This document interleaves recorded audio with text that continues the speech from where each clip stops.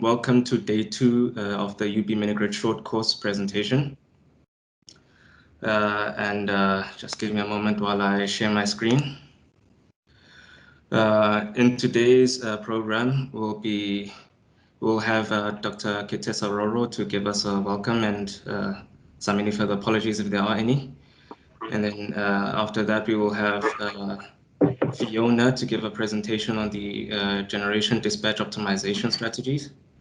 And then at about 10:05, we'll have a break, 10-minute break till 10:15. And then from 10:15, we'll have the presentation on social and economic assessment of the mini-grid on the UB community. That will be delivered by Ms. M.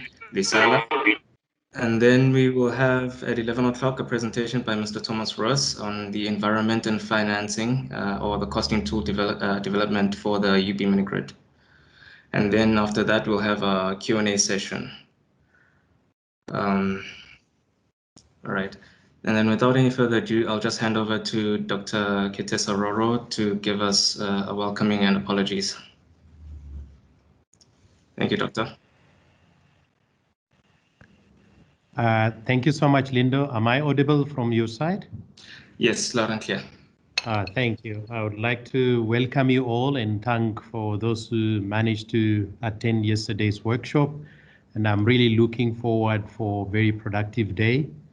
And for the moment, I only got apologies from Batitsana, who is stuck in N1.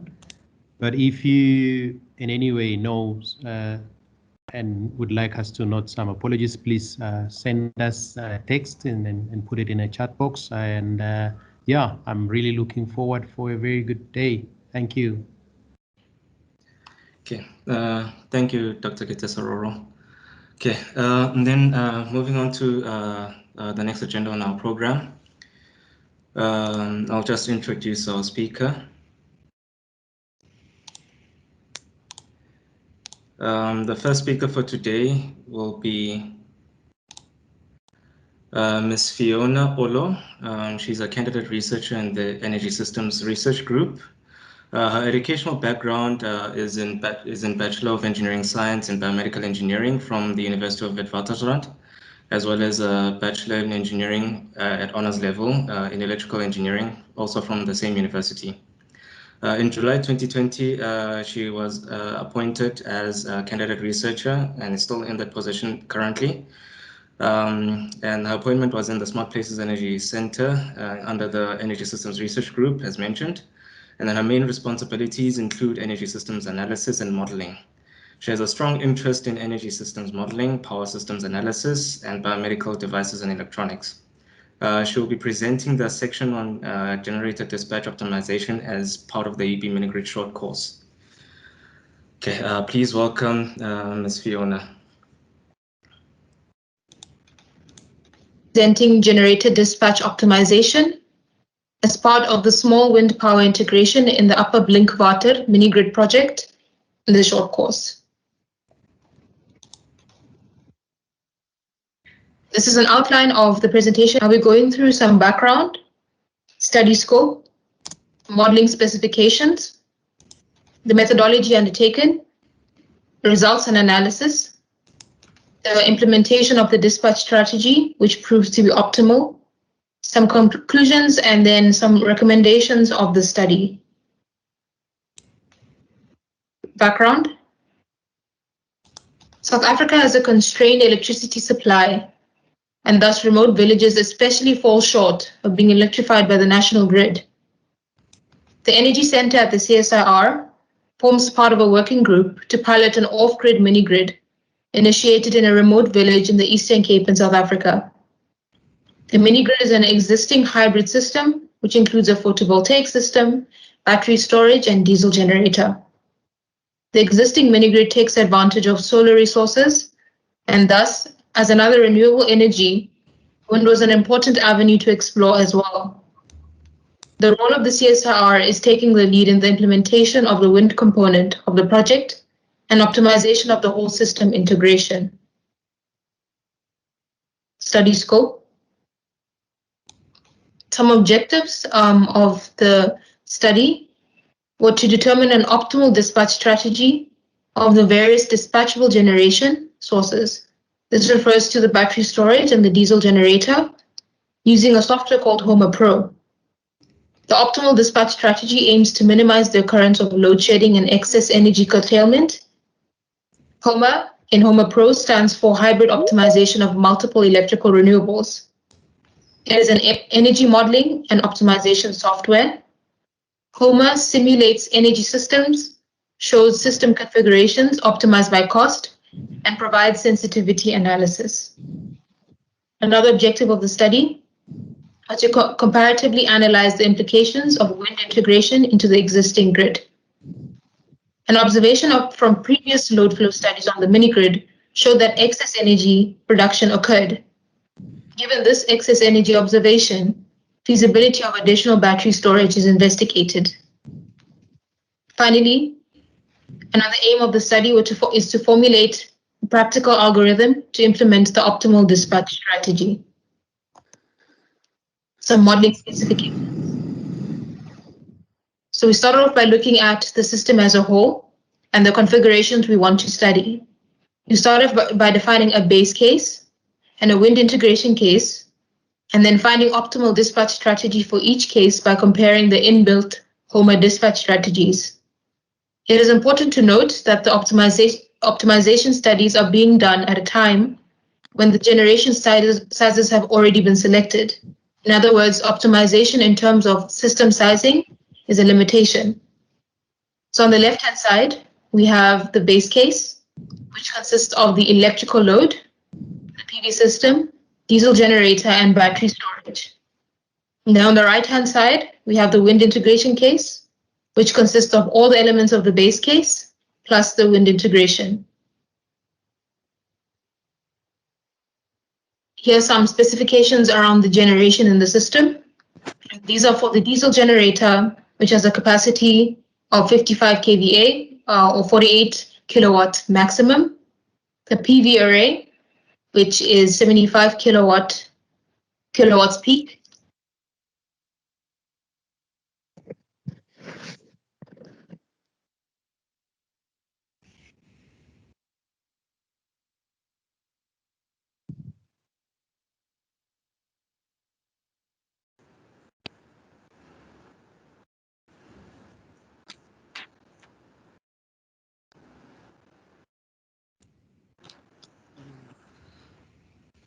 Produce the maximum amount of energy that it's possible due to factors such as dust getting into the solar panels.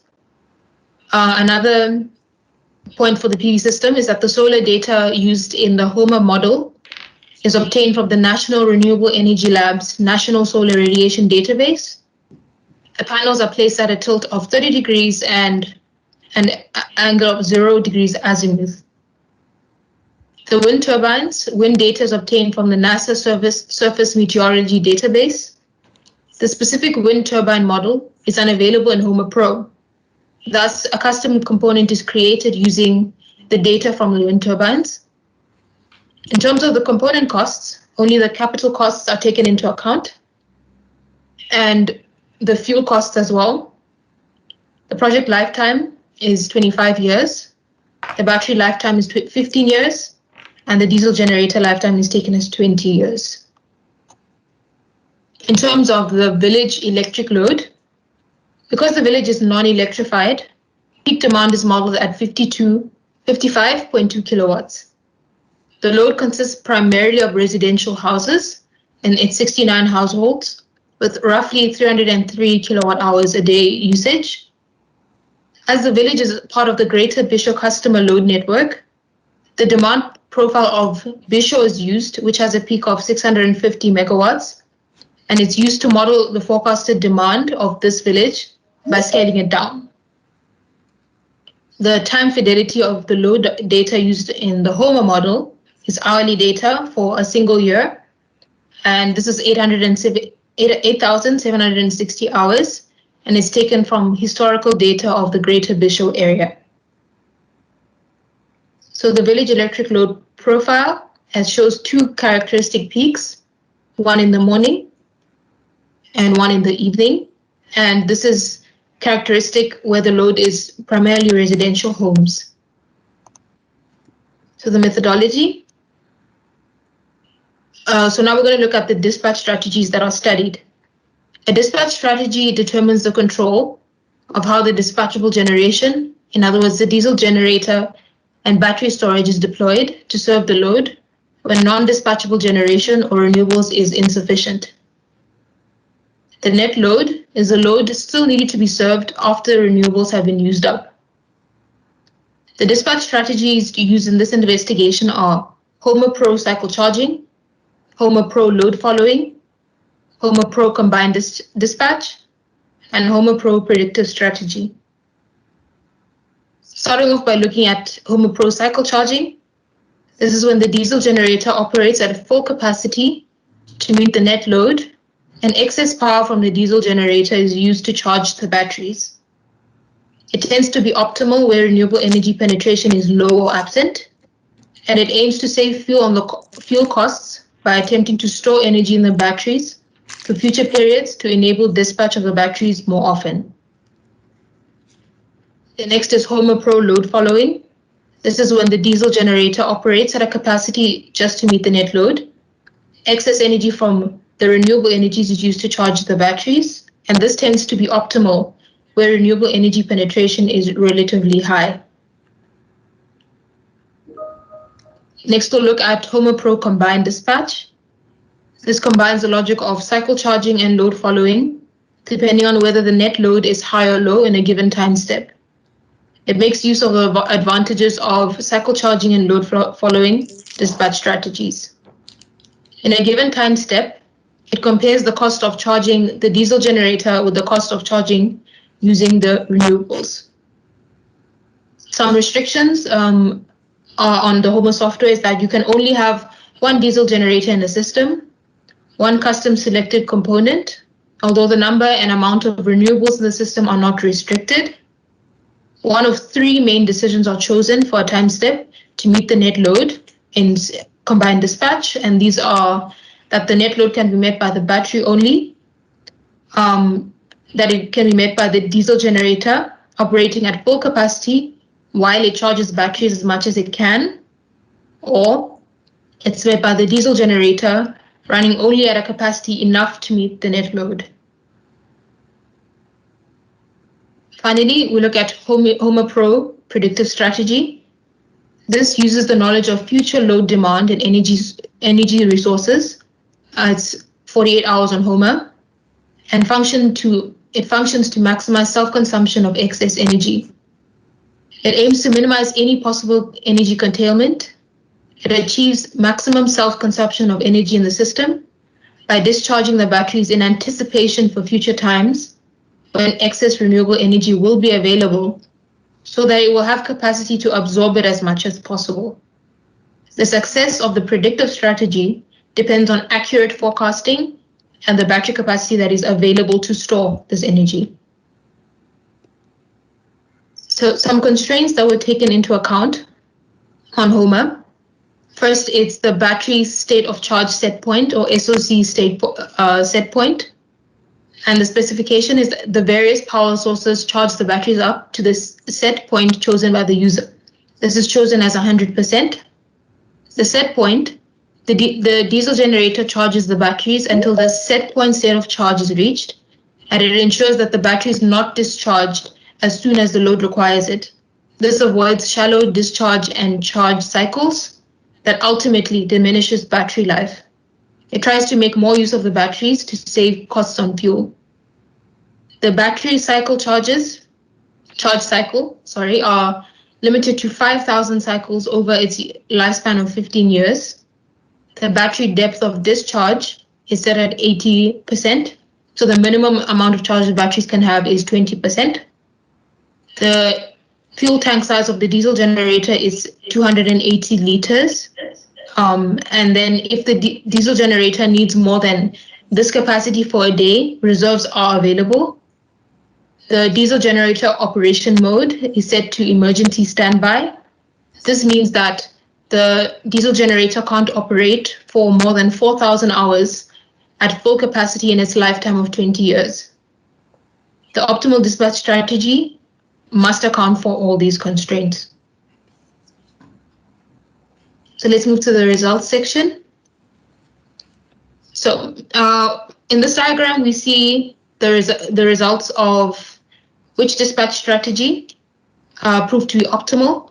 And in this case, for the base case, it's the predictive strategy. And for the wind integration case, it is also the predictive strategy. And this is characterized by the levelized cost of energy and the amount of excess energy, keeping in mind that one of the aims was to keep the excess energy low, as well as the cost low, and to avoid load shedding altogether. So we see for both that the case is that it's a predictive strategy. If we look at the excess energy, the wind integration has slightly higher excess energy than the base case, but its levelized cost of energy is slightly lower. For this diagram, just for comparison purposes, we looked at what happened to the combined dispatch and the cycle charging cases. We see that these two cases are suboptimal, and this is wind integration. The combined dispatch is suboptimal because it has higher excess energy and a higher levelized cost of energy.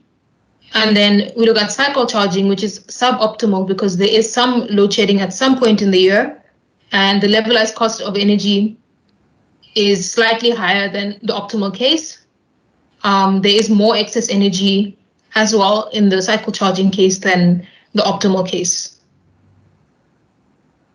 In this slide, we're looking at the fuel savings, and this is fuel savings relative to the base case or the existing mini-grid. So looking at the base case under the predictive strategy, it's 0 because it's used as reference. The optimal wind integration case shows a fuel savings of 12.5%. And then the combined dispatch and cycle charging are shown in this slide just for comparison. The combined dispatch, you would even need to spend more money to implement it. That's why it shows a negative number. And then cycle charging shows that you would need to, you only make fuel savings of 6.68% compared to the base case. So in this diagram here, we also see that the wind implementation case with the predictive strategy shows the most fuel savings. Okay, so since we know that the wind implementation case with the predictive dispatch strategy, it shows that dispatch strategy is the best. We go into investigation into the additional battery storage. So due to the observation that there's excess energy in the wind integration case, additional battery storage could be a solution to maximize the self-consumption in the system, since there is still excess energy even in the best possible case. This additional battery storage is applied to the optimal wind integration case with the Homer predictive dispatch strategy. And the scenarios investigated are by adding 2, 4, and 6 batteries to the wind integration case. It is very important to note that each battery costs something in the range of 400,000 to 500,000 Rand each. So that's a very big consideration when we are looking at things in terms of fuel cost savings, etc. So in the graphs after the Homer studies were done, in this additional battery storage case, on the left-hand side, we look at the excess energy versus the increase in battery storage size. So the excess energy from the 2 batteries, if we just add the wind to the existing base case system, we'd have excess energy of just above 6,000 kilowatt hours a year. The minute we add 2 more batteries, it drops significantly to a very, very low value. And thereafter, it doesn't change much. And this trend is also noted in the fuel savings for the different battery storage sizes. The minute we add the minute we add just the wind compared to the base case, remember it was 12.5%.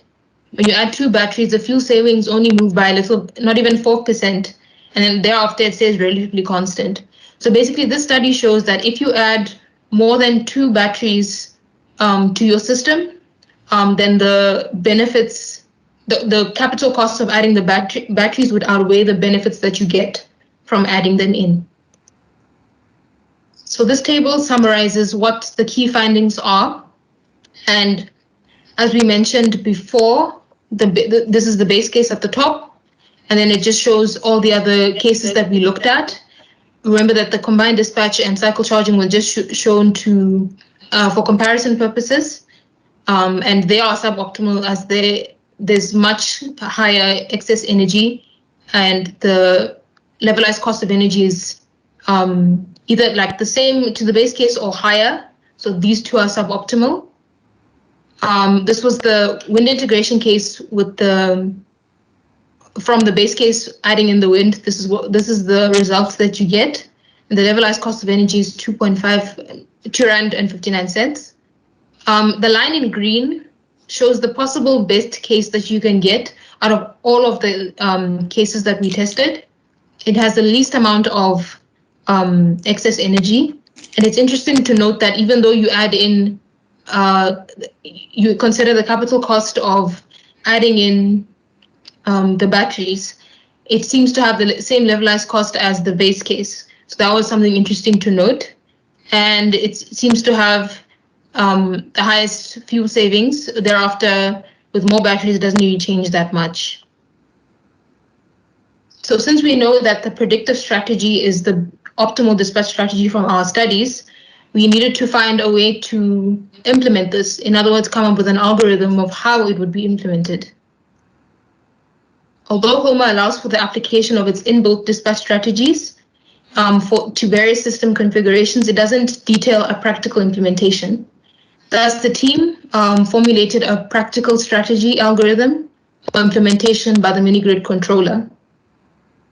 Using the basic concept of predictive strategy from HOMA, this algorithm is designed to use a forecast of 24 hours. The algorithm makes use of a reserve margin for the battery, and this aims to avoid battery discharge when exceptionally low excess energy is forecasted for the upcoming 24 hours. The reserve margin, or EXS, takes into account the mean daily consumption by the village, and it is designed so that the total excess energy in the forecasted 24-hour period will be able to charge the battery from its minimum state of charge to at least 80% of its state of charge.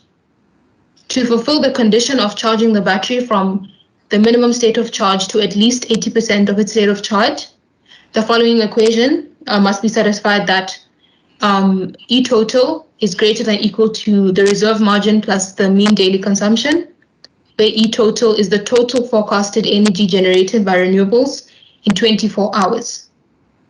EXS, or the reserve margin, is chosen to be 30% of the mean daily consumption for this project. So if you look at the diagram, this is a summary of the implementation of the predictive strategy.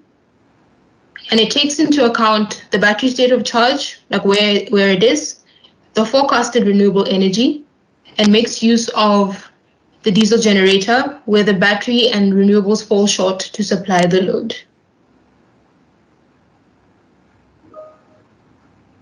Conclusions. Simulations have shown that the optimal dispatch strategy for the wind integration case is the HOMA predictive dispatch strategy. Fuel savings are 12.5% compared to the base case, and it has a lower levelized cost of energy, or LCOE, of 2.59 Rand. Although this is the case, it produces 2.5 times the excess energy than the base case, which has an LCOE of 2.74 Rand. The combined dispatch and cycle charging strategies have shown to be suboptimal dispatch strategies when compared to the HOMA predictive strategy. And this was with just looking at the wind integration case. And this is due to higher excess energy than a predictive strategy, the occurrence of an unmet load with the cycle charging strategy. And it is important to note that the load following strategy wasn't shown here at all because no scenario proved to be viable in HOMA with the load following strategy. The optimal battery bank capacity from further studies was found to be 4 batteries. In other words, a total of 260 kilowatt hours in the system. We note a reduction in excess energy from about 6,000 kilowatt hours per year to 325 kilowatt hours per year. And this is in the case with the wind implementation with 2 additional batteries, giving a total of 4 in the system. The base case and the case of wind integration with 4 batteries have the same LCOE, but the latter case results in fuel savings of just over 100,000 Rand, although an additional required capital would be nearly R1 million to add in the 2 batteries.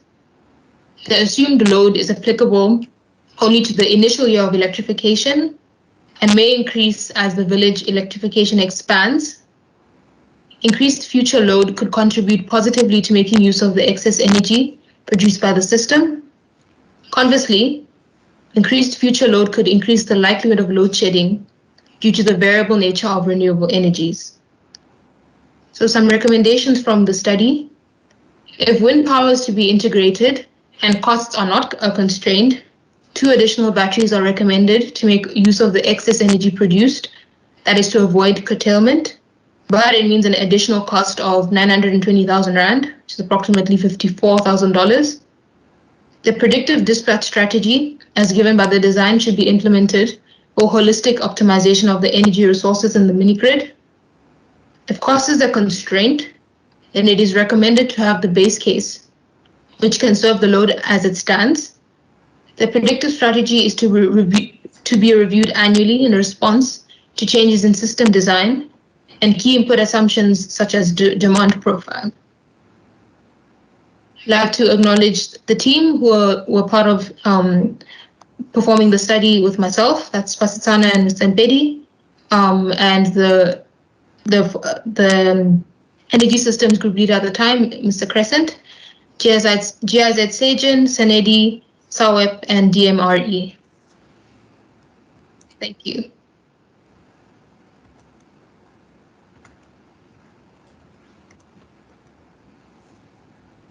Okay, thank you, Ms. Fiona Oloo, for the presentation, and thank you, Mr. K, for also displaying or sending through the presentation. All right, next on today's agenda, we have Ms. Mahali Lisala, and just give me a moment while I try to load her intro.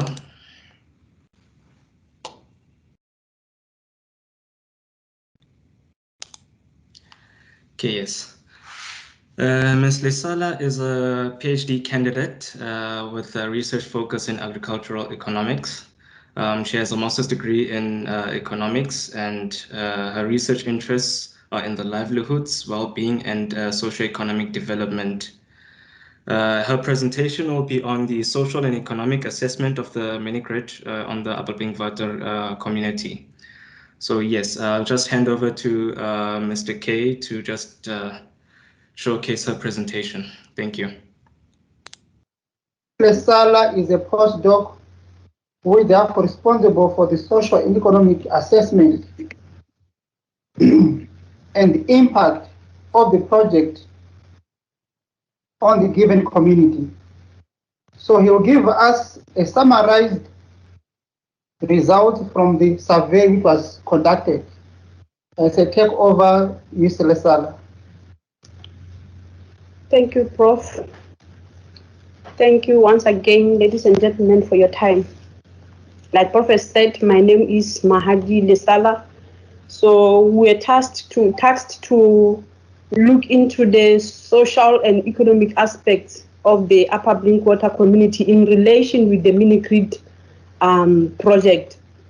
So to examine the socio-economic characteristics of the community, to get a better understanding of the community itself and the needs of its people, its population, to also ensure that there is in the best interest of the community, and to ensure that the project will result in the positive long-term impact on the community, more specifically directing us towards the achievement of the sustainable development goals, in particular the reduction of poverty, provision of clean energy, and gender equality. Specifically for this project, we were to identify the existing energy sources in the Upper Blinkwater community. We were to assess the social and economic status of the community and make an assessment of their impact, the existing status due to lack of energy. We also were to identify the future impacts of the mini-grid on the community and its households. From the planned activities from our side, one key activity we were supposed to undertake was to profile the community so as to establish the baseline information from which the assessment of the impact can be done. The profiling was done through a survey. We developed a questionnaire, and the questionnaire was administered in the community from the 53 households through the face-to-face interviews. We went from house to house, interviewing the household heads. The data was analyzed, and the following are the findings from the baseline study. From the first objectives, which were to identify the existing energy sources, we found that the households in the Upper Blinkwater uses multiple sources of energy, like wood, paraffin, charcoal, gas, candles. They use diesel for operating generator and solar. We found out that paraffin and wood were the most used fuels for especially cooking and heating of the household when it's cold. About over 90% of households used wood and paraffin was as well again used for lighting as well as candles. Although over 70 households were using gas as a modernized source of energy, many of them still continued using wood because wood is freely available to them. From the modernized sources of energy, only about 13% and 3% used such sources like generator and solar energy. And their use was only limited to operating TV, radio, and cell phone charging. Going into objective number 3, where we are supposed to identify the socio-economic standing of the community. From the survey of the 53 households, so we present this, as we discuss these findings, we also highlight the gender-specific aspects in order for us to establish how the mini-grid will affect the different gender roles. So first of all, we get into the population demographics. From the 53 households that were interviewed, we came up with the total population of 177 people in the community, living in the community. When this population size is distributed by gender, we found that women constitute 52% of the population of the Upper Blinkwater, while men constituted 48% of the population. This means all the adults and the children in the community who were in the community at that time, as presented by their household heads. And among the population, 33% were the children of the ages between 0 and 17 years. The adults, young adults and mature adults constituted 60%, and 7% were the elderly people.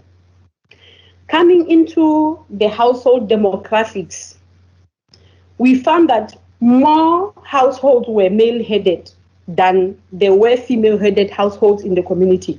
About 55% of households were male-headed, and only 45% were headed by women. Of the female-headed households, 18% were women who were never married.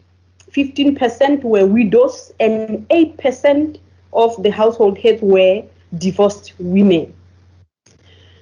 When we analyzed the size of the family, we found that in the community, the smallest family is a size of just one person living alone, and most of them were men living alone. The largest was a household of of 8 members. And we found that the largest families were headed by women. So about 17% of the households who were from 5 members to 8 members per family were headed by women, while only 14% was headed by men. So majority of male heads were heading a smaller family of 1 to 4 household members. Now, when we further interrogate all the socio-economic status of the community, we looked into its implications, more especially in the quality of life of the community as the parameter for change.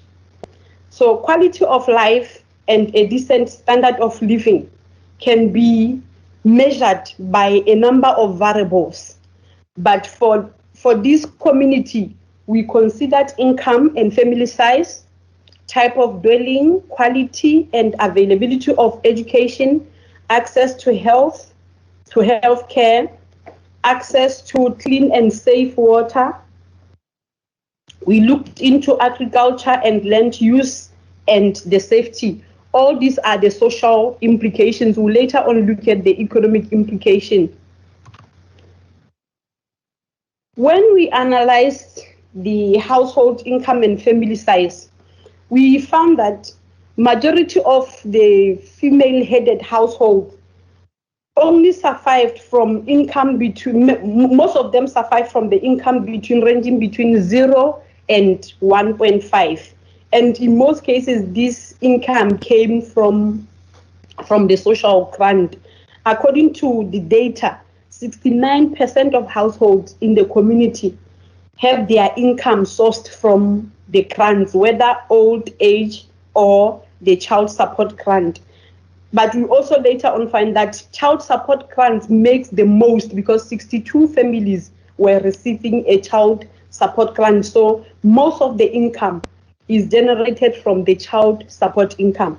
25% of the household heads were sourcing their income from the wages and salaries, which means these ones were the ones employed or any member of the family were employed.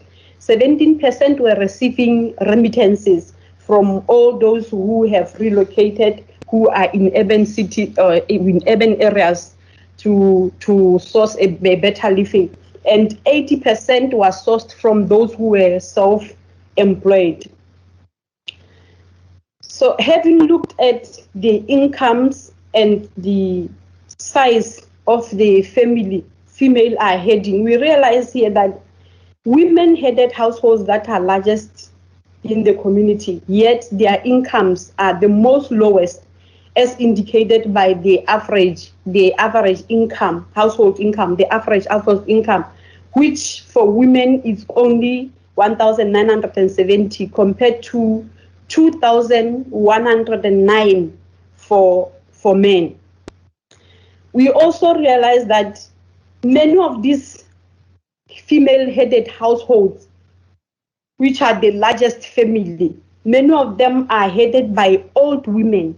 And these old women are, most of them living with their daughters who are also having their own children. So what this simply means is the whole family of 8 people is depending on the little money an old woman is getting from her old pension. Now we look into the dwelling type as to measure the conditions of living. We identified 3 types of households in the community. There is a mud house, there is a mud and brick combination, and there is also a brick or block house. about 69% of households were living in the mud house. The next slide shows this type of houses, the mud house, when we are talking of the small and the bigger one with multiple rooms. 13% were living in the mixed house of a mud and a brick, and 17% were living in the brick and block houses. So the conditions of some of the mud houses are very life-threatening, especially for children. From observation, when you see the roofs and the walls, they seem like they can collapse at any time. And most of these houses are single rooms with multiple purposes. For example, it's a bedroom, it's a kitchen, everything is done in one room. And sometimes the whole family stays in this room, and the house is very crowded, and being crowded, it gives no privacy for young women and even adults.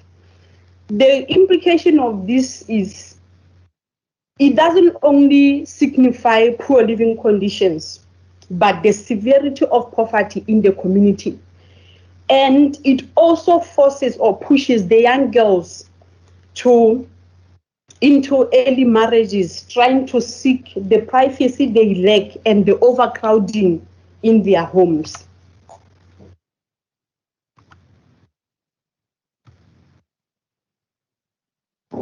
Then we look into the education levels in the community. We found that there is only in the community, women represent the lowest in terms of education. Most of them have not gone to school, but equally men. So about 12% of all the household heads, both men and women, have not gone to school. But women, only 9% have gone through secondary school, compared to 15% of their male counterparts. So which simply means that women drop out at the early age. Obviously, they enter into marriages because they have dropped out and all that. So women have also, it's only a few women also who have attained a tertiary qualification. We actually have come across those with the diploma and bachelor's, while none of the men has acceded to tertiary institutions. So the low levels of education among women has impact more specifically in their ability to find better jobs, because low and poor education translates into low skills or poor skills. So hence many of them work as domestic workers, or they remain housewives depending on their husbands. This also has impact on the success and the future of their children, because children often follow from their parents. In the community, we also find out that the school has been closed down because due to lack of electricity and infrastructure like roads and all, teachers have stopped coming to school. How this has affected the community is that about 40% of the kids who are supposed to be in school are not actually in school. For some, their childhood development is delayed because they have to wait until they are grown, because now they have to go to the schools outside the community, which are very far from the community. For those who are able to go to schools outside the community, especially girls, parents have complained a lot about their performance, because the young girls, after traveling long distances coming from school, they still have to help their parents with their household chores like collecting firewood, collecting water and all that. Yet they still have to do their homeworks, and they are tired. They are also doing their homeworks under poor lighting. So this has tremendously affected their performance in school. Most of them find themselves dropping out of school, and we found that about 5% of them, of the girls who have dropped out of school because of poor performance, because parents cannot afford to send them to schools outside the community, they they are easily pushed into early marriages and early motherhood, that is teenage pregnancies. So according to literature, girls who are in secondary school, they are actually delayed 6 times into marriage than those who are not in school. This also leads to high fertility rates. When we looked into health and well-being of the community, we found that there is no healthcare center in the community. This impacts badly on the pregnant women, the nursing mothers who are still nurturing the young babies, and the elderly people who require regular medical checkups. We also find out that in the community there is a charcoal plant which releases a lot of smoke, which causes pollution. So this is outdoor pollution from the charcoal plant. The impact of this on health is that every morning, every evening during the day, children and women, everyone, they are inhaling the dirty air from the plant. So the implications are the respiratory diseases such as lung disease and pneumonia. The same, since women here as bearers of homemaking, they are the ones responsible for the cooking, cleaning, and everything. So women often use wood and paraffin. And when it's used indoors with little ventilation, the pollution causes high risks of illnesses and diseases on women, like pneumonia, like I've already mentioned. When people decide not to use these fuels that are not clean, living in cold and energy deficient homes as well results in worse health consequences like blood pressures, mood swings, and all that, and chronic bronchitis and allergies. Now, we also find out that the community doesn't have a clean source of water. They depend on the rainwater, which they preserve in the water tanks. They've had their own mechanism of throwing water from the springs on the mountains.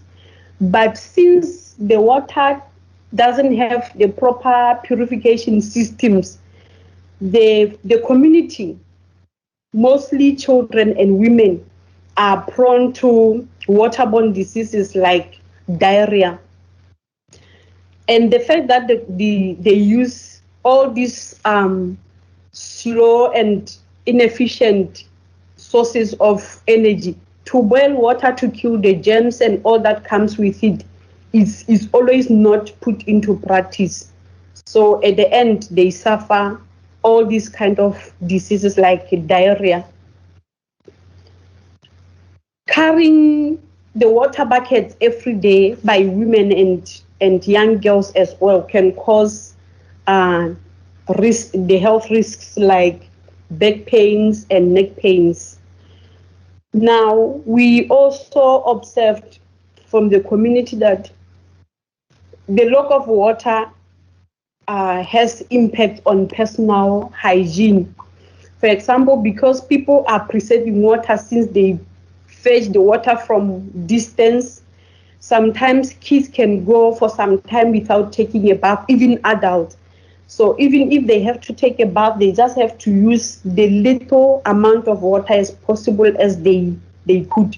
This has impact especially on the young girls and women, especially during their menstrual periods. Now, about safety, women in the community have indicated that they do not feel secure working alone, especially before at dawn and after sunset. So in this way, they are now restricted in their activities and movement. This has affected their personal empowerment on pursuing business opportunities. They also indicated that they do not feel safe when they have to collect firewood from the forest because it's a little bit outside the community. So they always have to make sure they go into groups. Otherwise, if one goes alone, then they may encounter some immoral behavior from some intruders.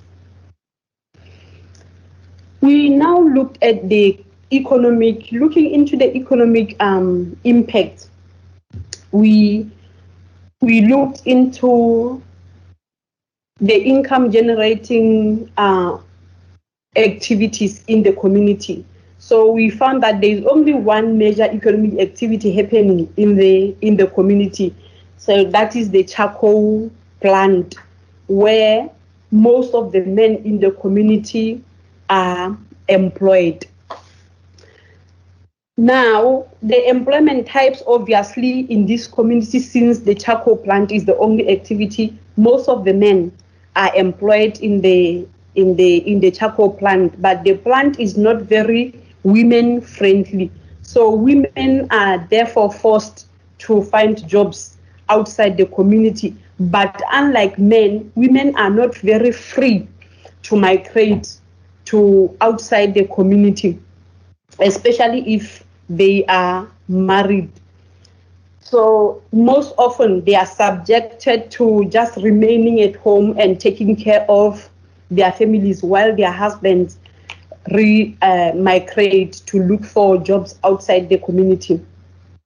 For those women who are working, they also find it difficult to combine their employment activities and childcare. So most often they are forced to withdraw from the labor market, especially after marriage, and to start looking after their children. For those who migrate outside the community, because of the low levels of education, the only work most of them do is domestic work, like to work in the urban household as the maid. And this kind of job has subjected them to be paid low amount of money. So otherwise, women who remain in the village doing their household responsibilities, they, especially of collecting wood, they take about 6 hours to collect firewood and 2 more hours to do the cooking. All the 8 hours are spent on just 2 activities, the time they could have used to pursue other productive activities. So this has affected them. This has affected their ability to prosper, because most of the time is spent on just everyday activities that do not generate income. When we look into agriculture and land use, we found that in the community there are 3 agricultural activities. There is a rearing of livestock, poultry, and crop farming. In the agricultural activities, men dominate both crop and livestock farming, 26% and 23% of them, compared to 13% and 19% of their female counterparts.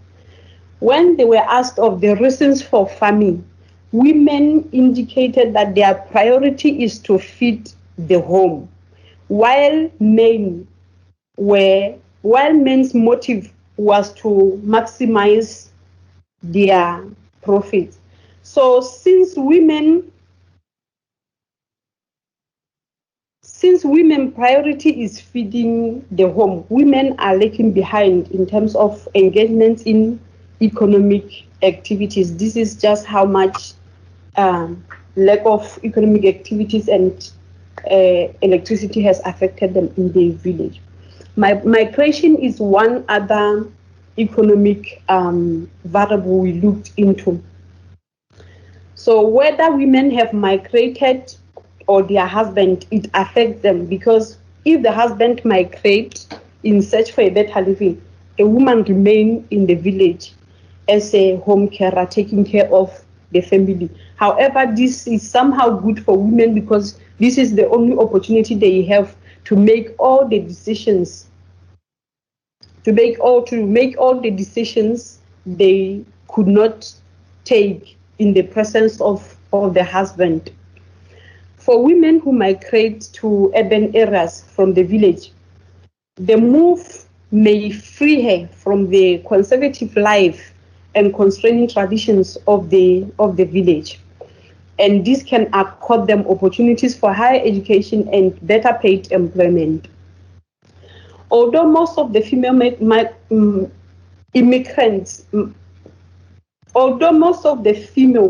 female migrating from the rural since many of them do not have enough skills, they are employed in low-paid jobs with low status, without any long-term benefits and job securities.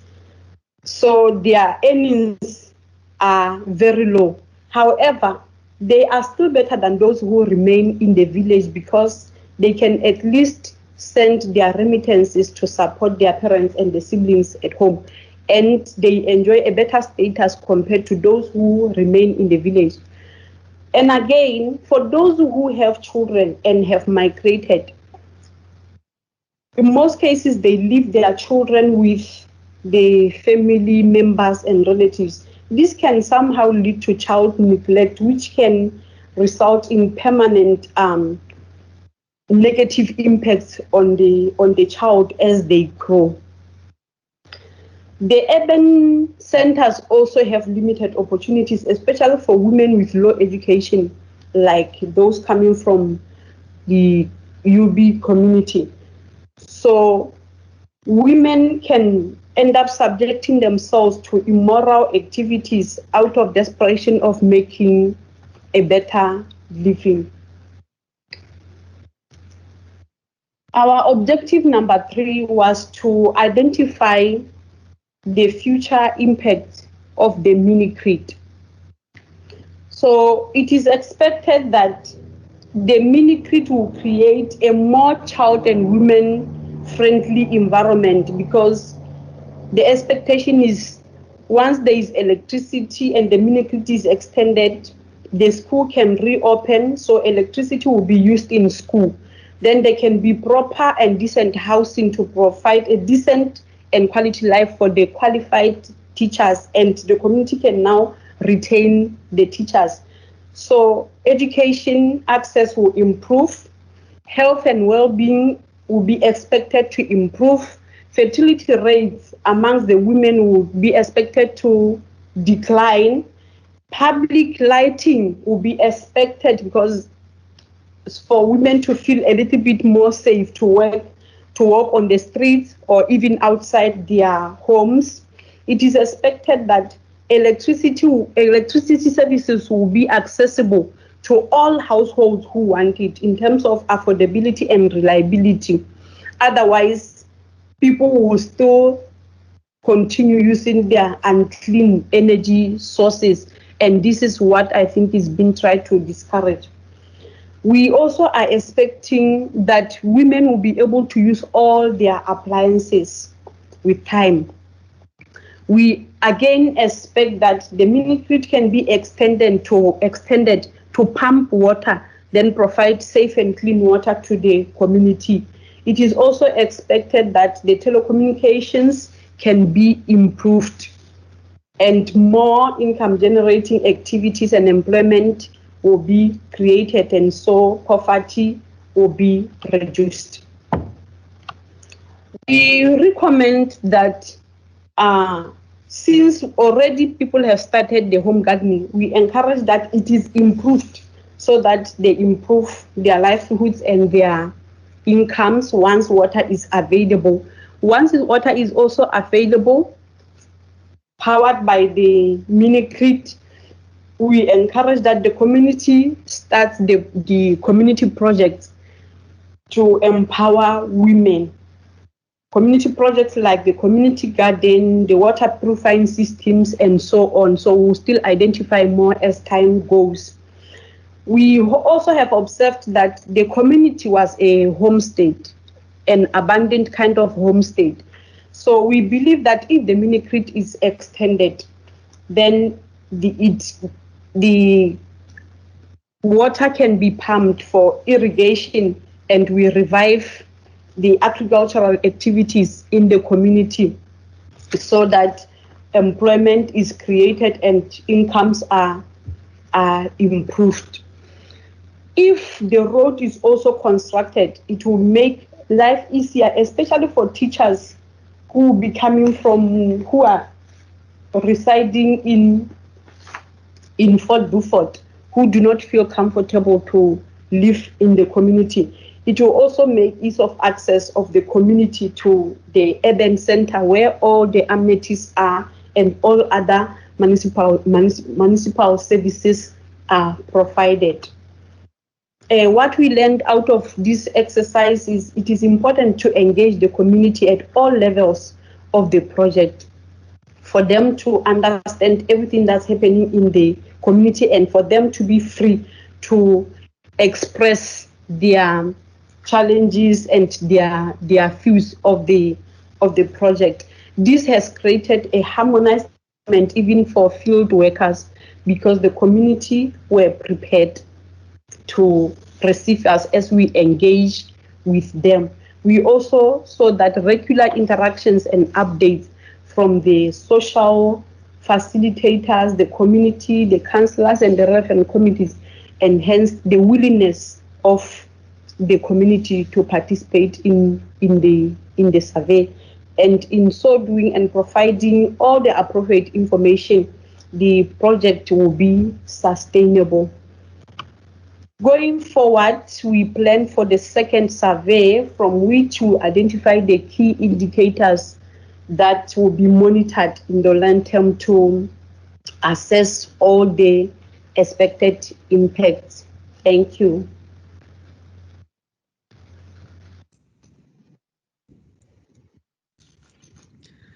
Okay, thank you, Ms. Lesala, for the presentation, and thank you, Mr. K, for the technical support and sharing the presentation. Please note that all your questions are being noted on the side. So if you have any questions, do take note of them and feel free to also post them on the meeting chat. Ladies and gentlemen, I've been notified that our original program director has officially logged on. So yeah, I'll just hand over to Ms. Vasizana Fiona to carry on with today's workshop. Thank you, everyone. Vasi, over to you. Okay. Thank you, Linda. Thank you for taking over today. Sorry. So at the screen, you can see my screen. I'm going to introduce Mr. Thomas Ross. He'll be doing a presentation on environment and financing. He'll be looking at the tool development. Mr. Thomas Ross is a senior research engineer from the CSIR Energy Centre. Currently, he is a research engineer, as mentioned, looking at economics of renewable hydrogen production.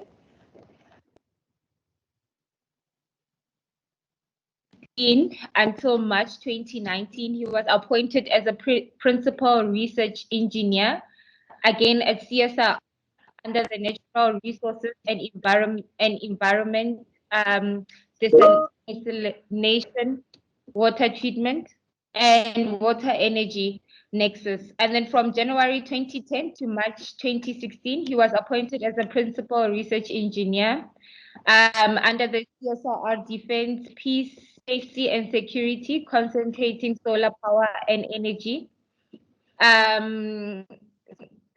And focusing as CSIR Energy Research Area Champion from 2010 to 2012, and heat transfer and thermodynamics in gas turbines.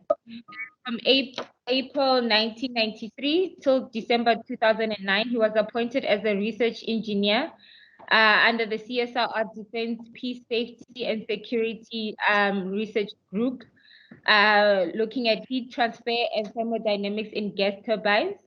He has a bachelor in mechanical engineering, obtained at the University of Stellenbosch, and also a master's degree in mechanical engineering, also obtained at the University of Stellenbosch, and he graduated cum laude. So I will hand over to Kate Bombela to share the presentation.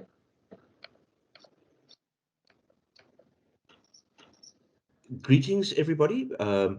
Thank you for that introduction. We're going to be looking first at the UB mini-grid costing model, and it is really a great time to be presenting this because it picks up from Fiona's presentation on the Homer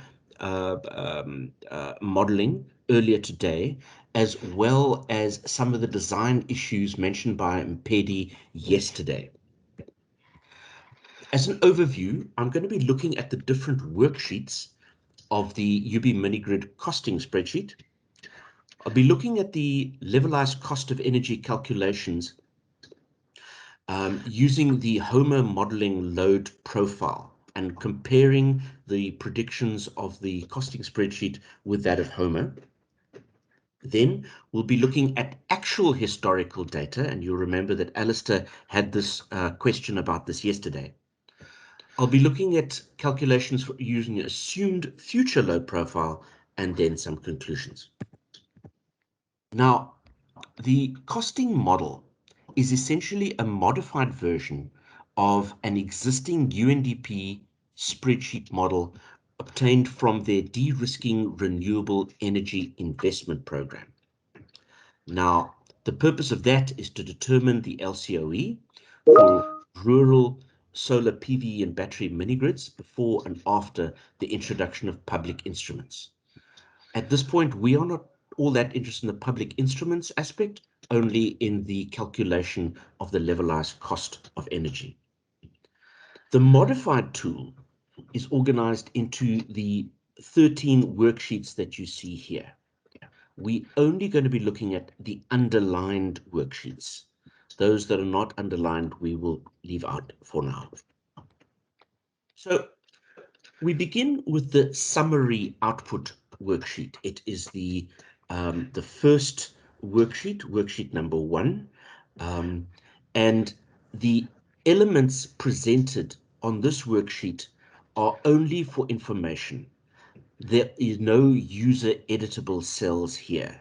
So there are summary values so you can gain insight as an overview level what the different technology options, costs, and efficiencies are. The second worksheet is the inputs required for the load profile. This is a bottom-up process where you build the load. There are 2 sections to be populated. The consumer profile for the mini-grid, what sort of consumer do you have? And then secondly, the appliance and appliance use per sector. So let's start with the mini-grid consumer profile. And that you can see in that table on the right.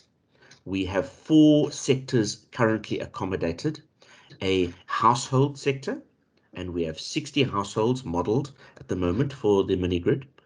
A productive use sector, and theoretically you could add anything here, but practically the current options available are for a restaurant, an agricultural mill, a water pump, and a sewing machine. Then there is social infrastructure for the common good, and examples of this are school and streetlights. And finally, an anchor load, which in this case it could be a telecoms tower. You'll notice that these elements are shown in blue. All the user modifiable elements are in blue. Those that are not user modifiable, that are merely reporting back or other result of calculations or references elsewhere in the spreadsheet, are shown in black. Secondly, to the mini-grid consumer profile, we now populate each of those profiles with appliances. And there's a separate line added for each electrical appliance, consumer type, and sector. And so for each appliance, you need to add the power consumption in watts, the quantity per consumer of the different consumer types, the load start time and the load end time, and these are discrete hourly options from the drop-down menu. So here you can see an example of this. You have the household, the productive use, the social infrastructure, and the anchor load issues. And the household, here we make assumptions about what's in the household. We assume a lamp inside the house, a 5-watt lamp, that clearly will be an LED, not an incandescent lamp, and then a lamp for outside. Why we have a different screen inside and outside is because there are different assumptions about the start time and the end time. We assume maybe 4 consumers living inside that home, each with a phone charger. We assume the phone charger has 5 watts. A table fan, that is a rather strange choice, I grant you. That is the option that came with the original spreadsheet, and we use that as a generic load. You can have a television, refrigerator, and so on. For productive use, for a restaurant, you have a larger size refrigerator, and agricultural mill, for example, schools and lights, and so on. Then we, in worksheet 3, have a look at the inputs for the baseline diesel. This covers only the diesel generator and the electricity distribution system. There are 4 sections, which you list here as A, B, C, and D. And the A and B, you've got 2 examples shown on this particular slide. And where the items which are user editable are in blue, just to repeat, and those which are just merely for information, which reference data entered elsewhere, are in black. And for example, you can see the capacity of the diesel generator is 48 kilowatt, the lifetime of the diesel generator, the price of the diesel, the average fuel efficiency, and so on. So these are all user editable. Worksheet 4 is for the solar, wind, and battery. The original spreadsheet just had solar PV and battery. We have added wind with the wind turbine. And again, this is in 6 different sections. And you can see again the items which are user editable. Worksheet 5 translates the individual loads into the cumulative village load profile. So you've got your hourly appliance usage, then the electricity demand for the village, which you can see immediately above on the left, and then the total energy requirement at the village requirement on the right. The possibility exists to include distribution losses and so on. We will discuss those a little later. I'm going to skip ahead all the way to worksheet 9. The reason for that is we're going to use this data in some of the other worksheets, so it just makes sense for us to discuss this first. This is where we have the input for the PV power and wind power calculation. In the original UNDP spreadsheet, there was just had the irradiation data that you would pull in from a particular site. This has been modified in this particular case for several reasons. So instead of looking at the irradiation as an input for calculating the PV elsewhere, we calculate the PV power from an external source, in this case, Renewables Ninja. And we will discuss that in a later presentation if we have time. The reason for that is that the UNDP calculation was fairly fatally flawed, and this would be a better approach for that. The wind power is added, where we have wind speed and air temperature from Renewables Ninja. We have pressure obtained separately. And then on the far right-hand side, you will see a column for the power from one wind turbine, obtained from a power curve of the turbine as a function of the wind speed, which is then corrected for the local air density. We now move back to worksheet number 6, where we now calculate the generation. And this is using similar philosophies as described by Fiona earlier today under Homer. It's a similar idea. We begin with the far left in this particular column. You'll see 3 columns for the hour, demand, and diesel generation.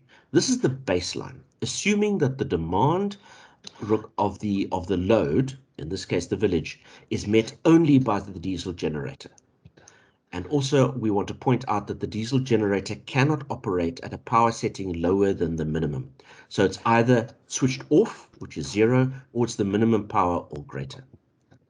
The next block is the solar PV and wind generation, where the wind power, which is the power developed by one wind turbine from the irradiation worksheet, multiplied by the number of turbines, and then the PV power from worksheet 9. There's the residual demand, which is the demand needing to be met by either the diesel and or the battery. And that residual demand is the total demand and subtracting what is available instantaneously from the PV and the wind. The cumulative residual demand is increased by 30% as a safety margin, following the same approach as described by Fiona earlier in this presentation. Continuing with worksheet 6 for generation, we now look at battery and diesel dispatch. In a similar manner to as described by Fiona, there is a battery dispatch logic and a diesel dispatch logic. The battery dispatch logic is quite complicated in this spreadsheet, with 10 if loops with third-degree nesting. The battery dispatch logic depends on the diesel generation and the residual demand in the previous hour, and the cumulative residual demand in the current hour. The diesel dispatch logic, by contrast, is largely dependent on items in the current hour, being the residual demand, battery state of charge, and cumulative residual demand. And it also depends on whether there's been diesel generation in the previous hour. If a battery is present, the generator either runs at maximum capacity, helping to charge the battery, or not at all. If there is no battery, the generator tries to follow the load and match the load, unless the load is less than the minimum generator load, in which case the generator runs at the minimum load. The final sheet is where we take all this data to go and calculate the levelized cost of energy.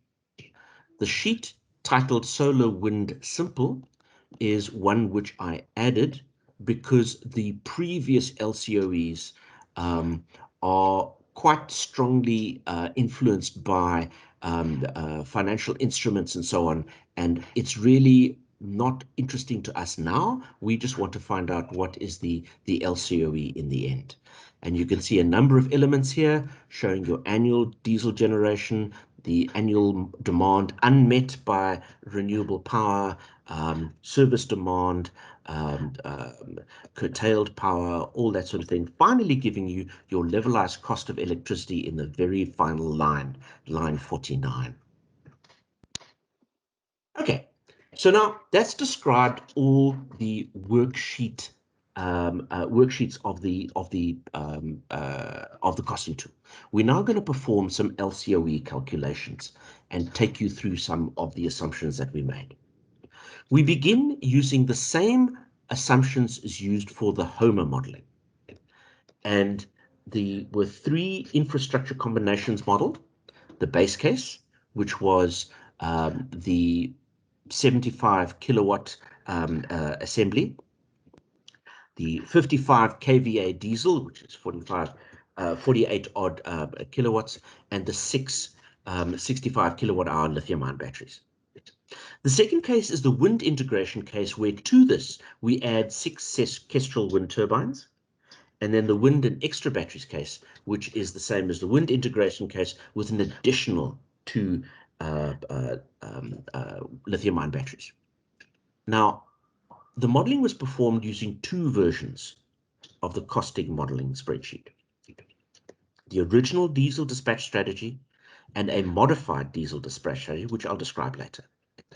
The hourly load profile was scaled from the Bishu region in a similar manner described by Fiona earlier, where you can see the load profile averages for each month, and then we took an average for all 12 months to end up with a profile. On the right-hand side, you'll see scaled and modeled. Scaled is the value obtained from the graph on the left. Modeled is the load as built up in a manner described earlier with the individual loads. So we add internal lights, we add TVs and refrigerators and all that sort of stuff to try and match this load profile. This slide shows you the assumptions required in order to match the Homer load profile. If we assume the Homer load profile is valid, this table shows you what loads would need to be running in the households, in the restaurant, assuming there is one, which I don't believe there is, and so on, in order to make that load a reality. Now, we perform our load calculations, and this set of 3 days helps to gain some insight as to what is actually happening. We'll show you some summary tables later, but this gives an idea of what is actually going in the control mechanism. The purple line is the battery state of charge, and the brown line is the diesel generation. And you will see that under the current dispatch system, the original diesel dispatch system, the diesel seems to cut in and out continuously. That obviously is going to contribute to a decrease in the life of the generator. Also, you'll see a lot of cycling in the batteries, which is not healthy for the batteries. There's not a great difference between the winter and the summer days. And remember, this is the base case. There is no wind turbine. We now add the wind turbine, and I'll just compare with the previous. You will notice that the wind turbine is that sea green color line showing with the contribution of the wind turbines in winter and in summer. Clearly, the wind blows more in winter, and you can see the contribution that makes to the battery state of charge. The diesel generator cuts in and often slightly less, and the battery cycles slightly less, but it's still not ideal. If we add the extra batteries, we can now see significantly less cycling, both of the diesel generator and of the battery state of charge. Let's have a look at the implications that that gives to the costing. You'll notice that the costing tool, which is the middle column, and its comparison with the Homer modeling, the annual demand is comparable, the diesel generation is comparable, and the fuel consumption is comparable. But the LCOE is dramatically different for both the base case, the wind integration case, and the wind and extra batteries case. And when we try to dig as to the ultimate reason, it comes as a result of the short battery life because of the multiple cycling. And it has to do with differences in the dispatch strategy of the spreadsheet compared to Homer. This then led to modifying the diesel dispatch strategy. The original dispatch strategy only dispatches the diesel generator if the residual demand exceeds 0, which is demand is greater than supply, and that the battery state of charge is such that it can't meet the shortfall over the full period it will take before the renewable energy power is again greater than demand. This has the effect that the generator starts when the battery is only at 80% charge instead of discharging all the way down to 20% charge, and it charges the battery back to 100%. This gives rise to many battery cycles. Now, the diesel dispatch strategy was modified to add a third condition, which is that the battery state of charge will drop below the minimum state of charge within the next hour unless the diesel generator delivers power, or that the diesel generator delivered power in the previous hour. So let's see the impact that that had. I must apologize for the change in color here. It's just that this is now a screenshot images to prevent overwriting of the previous charts. But you'll notice that compared to the base case previously, significantly less cycling of the diesel generator. The diesel generator runs for a decent period of time and then switches off. It doesn't cycle on and off. And you'll see the battery cycles a lot less and discharges healthily all the way down to 20% before recharging. You'll see a slight difference between summer and winter in the base case, but not particularly significant. Add wind, you can now see a difference between winter and summer, in that the battery cycling is a little less in winter as it's assisted by the wind. In adding the extra battery, you can see a similar slight change in the cycling. I'm going to just cycle to the previous slide again to go and see how this oscillates. So we can see that's an improvement. So now if we compare the base case, the costing tool to the HOMA, you can see the modified strategy, which is now the first column, is in better agreement with HOMA than the original strategy for the 3 cases. And we are greatly encouraged by this change. Now, having said that, this depends on the HOMA modeling assumption, which is essentially a guess. We're assuming that the load demand is equivalent for Bishu, which is scaled. Now, to check whether this assumption is correct, historical load data was requested from Lama Solar, and they supplied data for the 23rd of January to the 15th of July 2020. Now, the UB mini-grid only started generating power from 2020, so it's really early days for the mini-grid. Now, I've only modeled data for 5 to 15 July for the following reasons. 1, Upper Blinkwater is a brand new mini-grid, so customers will be buying electrical appliances over time, so we can expect the demand to increase. Now, it's difficult to separate this increase, this monotonic increase in demand, from seasonal cycles, because we expect the demand to be greater in July, being winter, than in summer. So the large volume and the poor quality of data would have required a significant amount of time to generate a half year of usable data. So for these 3 reasons, we've only looked at July. The image on the left shows you the hourly profile for several days, and a composite profile has been generated by averaging the values for each hour.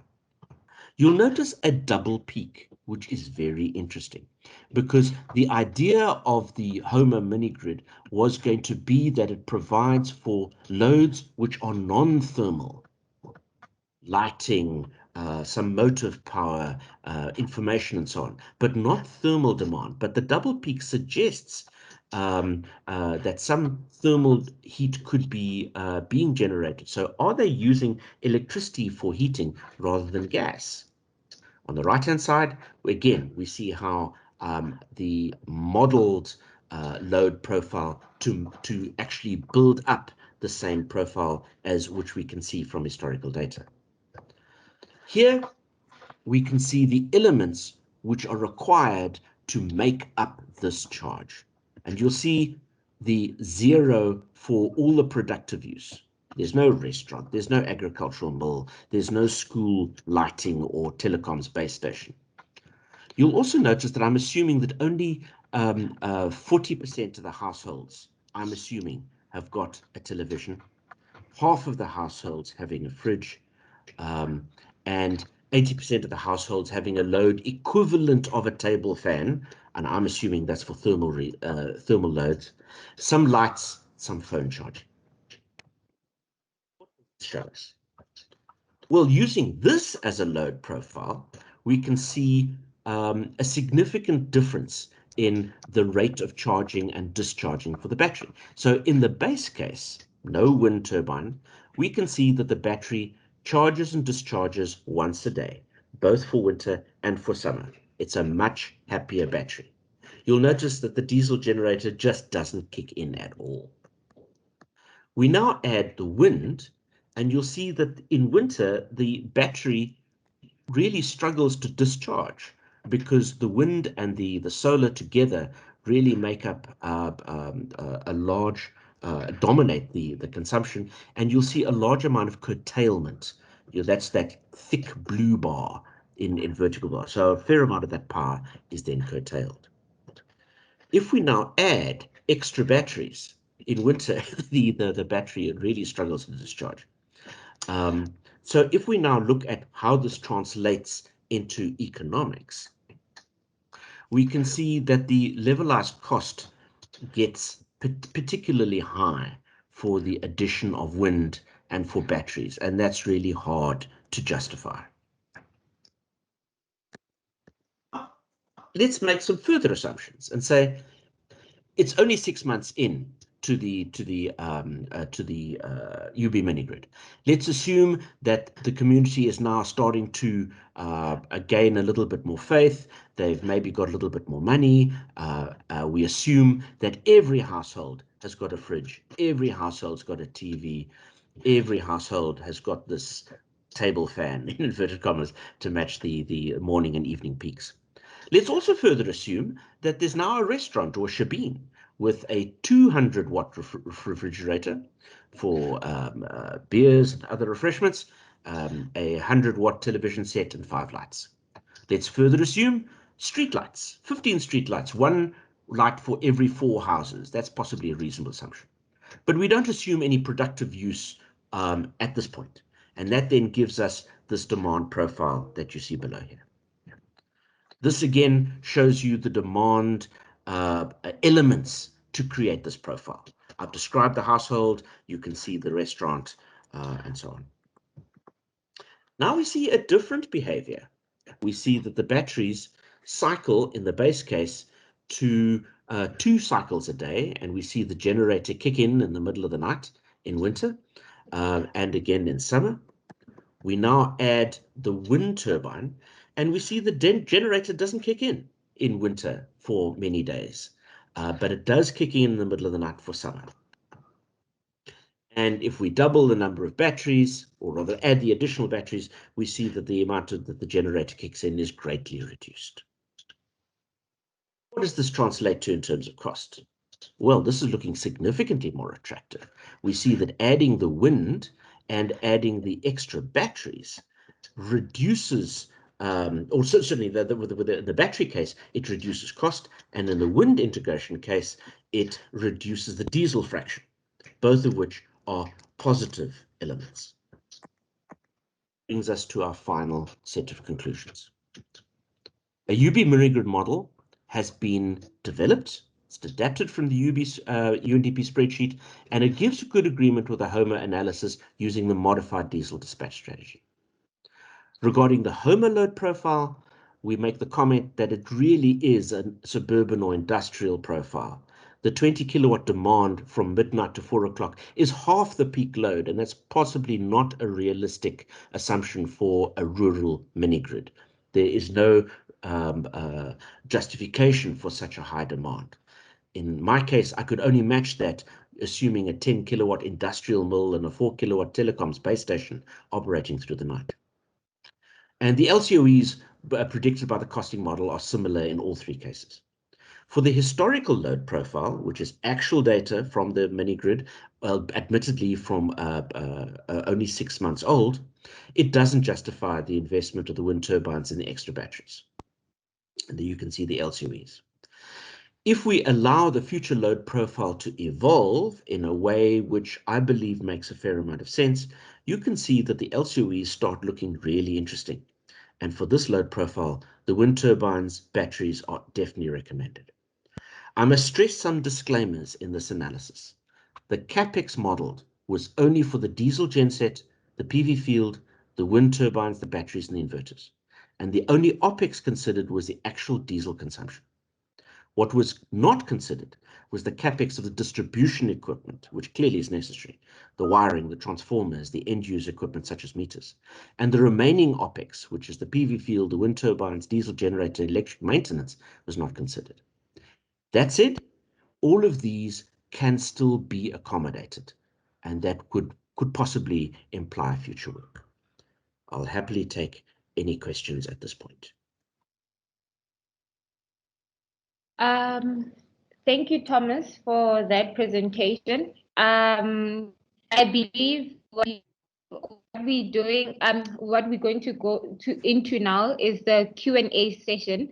So maybe for a better order, I think because there were some previous questions that were asked, do you mind if we address those first?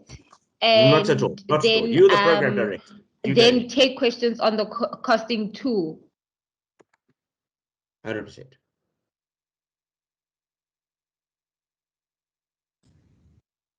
Okay, I'm assuming that that's my cue to join in. Thank you, Thomas Russ, for the presentation. To Lindo, to go through the questions that that were posted on the chat, and then the Alistair with a hand up. Then once that is done, then we'll take Alistair's questions. Yeah. All right, most definitely. Okay. This is just to, I think most of the questions that have been posted on the chat have been answered, but just to highlight them so that everyone else is aware of them. I think the first question was from Mr. Thomas. And if you may just give me a moment to quickly find it.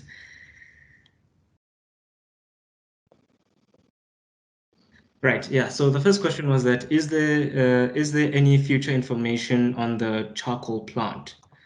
And I think Buli Guarobe, I hope I'm pronouncing that right. Her response to that was, "I can find out for you, Thomas, and it has been a bit quiet since the lockdown.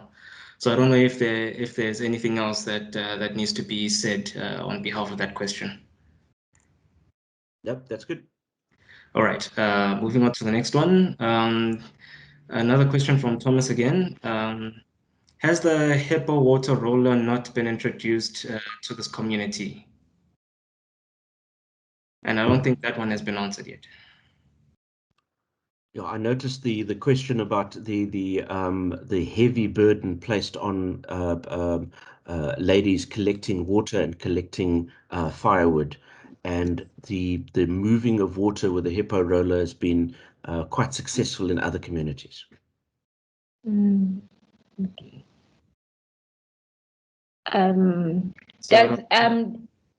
Okay. I guess that question is directed to Ms. Lesala on the presentation on the social and economic assessment of the Upper Blinkwater community. If you may please try and sorry, let me chip in on behalf of Ms. Lesala on that aspect. In terms of we're talking about the energy, the introduction of.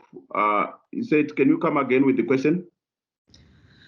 Okay, so the question is, has there been an introduction of hippo water rollers in the community to assist the members of the community with collecting water, like how most of the communities have been assisted by similar projects? No, because from our observations, they are getting water from a mountain where they've devised as a community. They've been innovative. They came up with the idea of using gravity to connect a pipe into the mountains.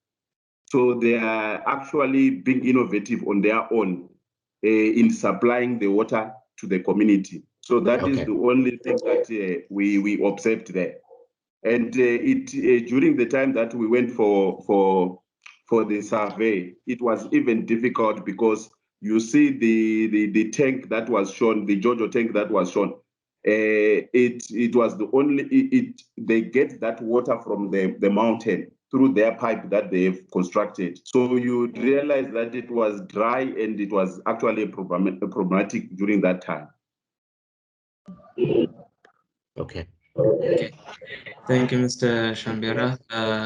Thomas, I'm assuming that answers your question. Okay. Okay, thank you, Thomas. The next question is from Tuliswa Shabeni.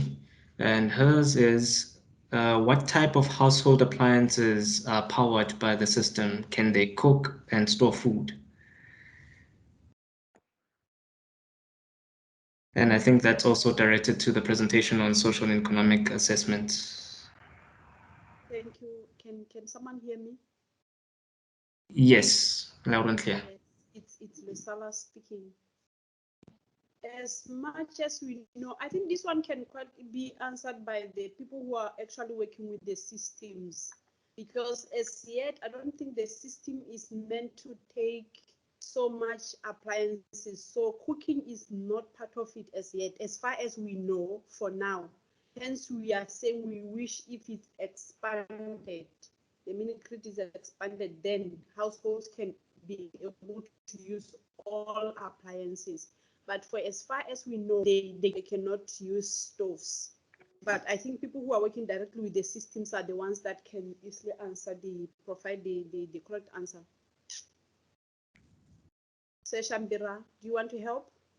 Yeah. Okay. I agree with you totally. Because we were told that the system it's not for cooking. That's why they are being provided gas, like House Bully has already alluded to. But I also want to emphasize the point that with regard even to the appliances that they are having at the moment, the highest appliance that they are having in that can consume was a washing machine, but that washing machine was not working. Was not working for.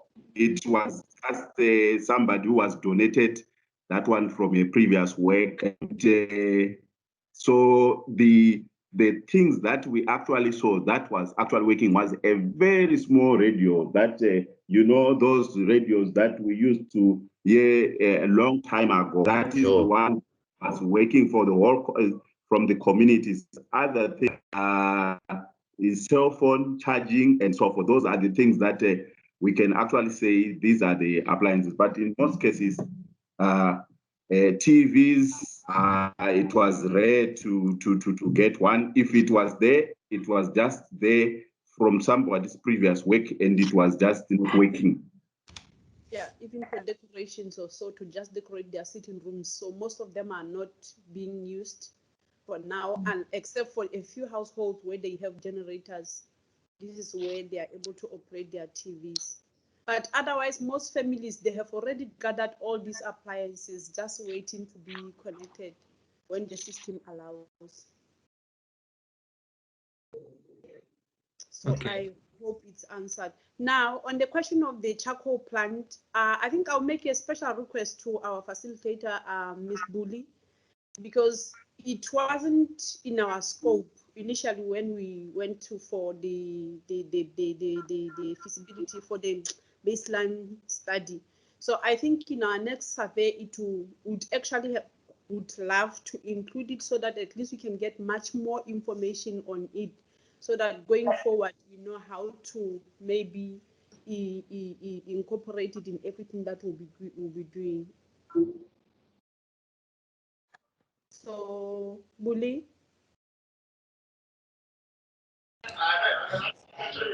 Hi, Mohala. Yeah, so I think myself and you will talk going forward so that Yes. we can have much more. Yeah, because we actually did not include it. It wasn't really part of our scope, but I think it makes sense if we get more information on it so that we also know how many of the community members are working and all that. I have had that question, but we couldn't answer it because it means we're supposed to actually go into the plant and, interview them as well. But we were not having, that right earlier on. So I think going forward, you can make that happen. Okay. Thanks, Mohala. I will actually do that. But currently there is nothing happening on site. But the information that I know is that the company that was doing the work there was actually paying some money to the community for the water that they are harvesting there, and for renting out where they've got the stoves where they are actually burning making the coal. So yes, we are going to work together on this one, and then we will submit a report. Okay, thank you. So for the Hippo-Roller waters, we also are not, yeah, we've heard of Hippo-Roller waters, but as per the UB community, that will actually be a great gesture if it does happen. But for now, like Mr. Chandra has said, they still source their water through their own mechanisms from the mountain. I actually had a very nice video, but unfortunately it was misplaced. I don't know. So where you could see how they struggled to even get that water drawn from the mountain. The tank was almost empty. So they have to be sitting there the whole day, you know, trying to shift the tank from both sides to just get the water. So I observed on that day they could only just get 120 liters. So that is just how much they struggle. So they have to go even to the dams wherever water is just, you know, available, just for them to use that day. Yeah. So that is just one of the greatest struggles in the community. They still use the river waters. Right. Okay. Okay. Thank you, Ms. Lisala and Ms. Woolley, and also Mr. Shambira for the responses to the questions. The next question on the chat room is also from Mr. Thomas Ross. Is there something you wanted to add, Pasi? No. Okay. Yeah, so the question is there an initiative to introduce solar water heaters to the community? And I think Ms. Woolley gave an answer to that. I think her response was the system is not designed for cooking.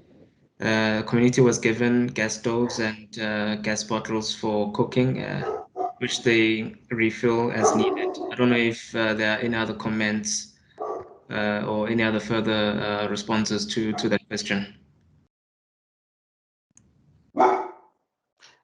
I think that answer is for a different question. Okay. From what came from the presentation. I know that there have been a lot of initiatives for solar water heaters in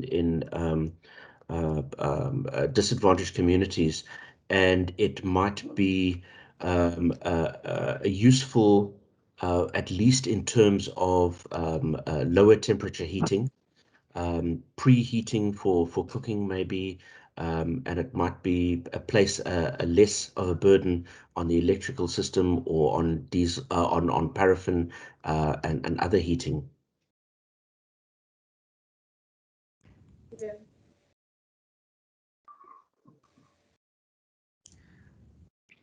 Yes, Mr. Shambira.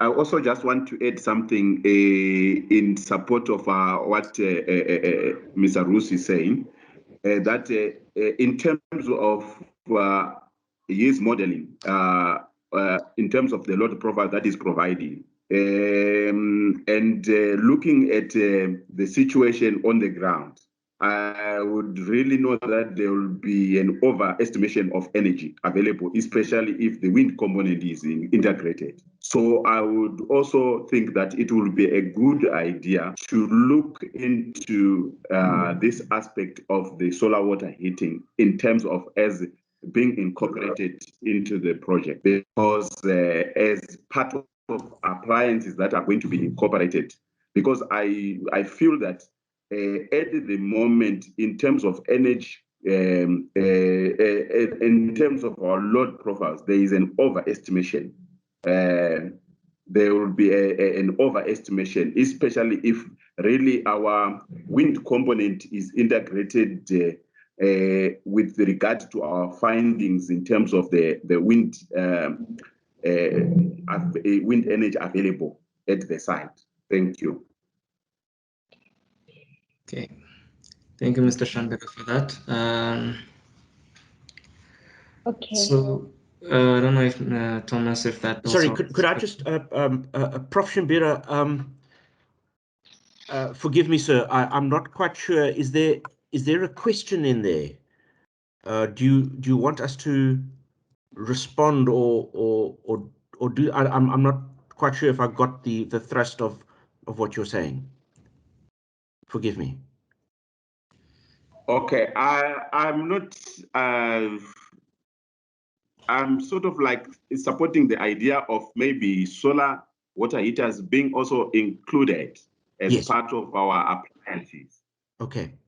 I'm not bringing up a question or what, but I'm okay, trying sir. to say All what right. you're saying is correct. Okay. Okay. 100%. Thank you, sir. Okay, so I don't know if your question has been addressed, Thomas. Yes, I think so. Thank you. All right, thank you. And there's also another comment from Ms. Buli. I think it also addresses a question mentioned earlier that the system is not designed for cooking. Sorry, that was the one that I just read. The other one is household appliances currently used are radio, TV, microwave, washing machine, iron and kettle. And she did mention the fact that some of these are not even in use as yet, and some of them, the community was still waiting for connection to electricity, if I'm not mistaken. So I'm assuming I can move on from that one. I think the kettle and the iron needs to be investigated. Are those being used? That may explain some of the spikes in demand. All right, so I'm not sure whether that's a recommendation, Thomas, or if it's a question. It's a recommendation. It's unknown. We don't know, but it's worth looking at. All right. Okay, thank you, Thomas. All right, I'm just trying to scroll over to see if there are any other additional questions.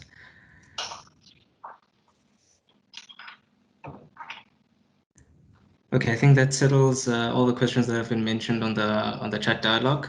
So if I may have Mr. Alistair.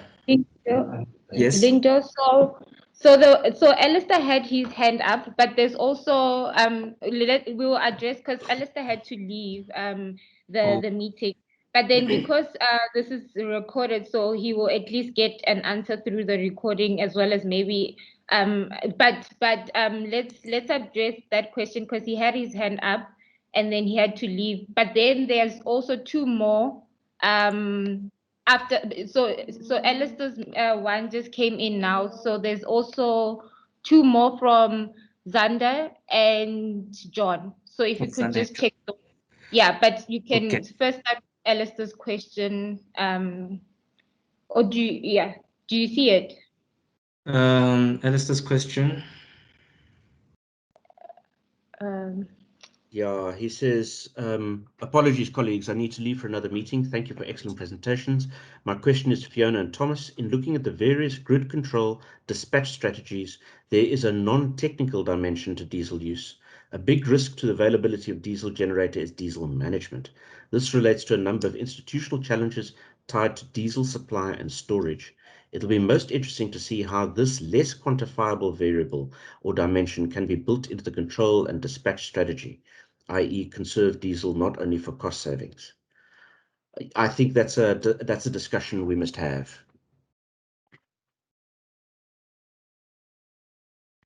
Okay, thank you, Thomas. Fiona, I don't know if you have anything to add to that. Yeah, so looking at this question, my first thought would be to account for constraints around how much diesel you use. I know for a fact in the Homer Pro software you can add in more constraints at the beginning of your modeling to account for something like that. It would be possible. So yeah, that's an answer from my side in terms of the studies that we took and did. Okay, thank you, Fiona, for that. Hopefully that's a satisfactory response for Mr. Alistair. And then, yeah, I guess I'll just move on to Mr. Sanders' question. So the comment is, great presentation, Thomas. Thank you for this. If you can share this presentation and the tool. Very interesting to see the current data integrated and the effect of LCOE. And definitely that the wind component doesn't make much sense based on the current consumption. However, like every mini-grid, a ramp-up period is a part of the development, which can be estimated to around 2 years, So will be great to follow up in the coming years now. Probably the UBW case will take a bit longer.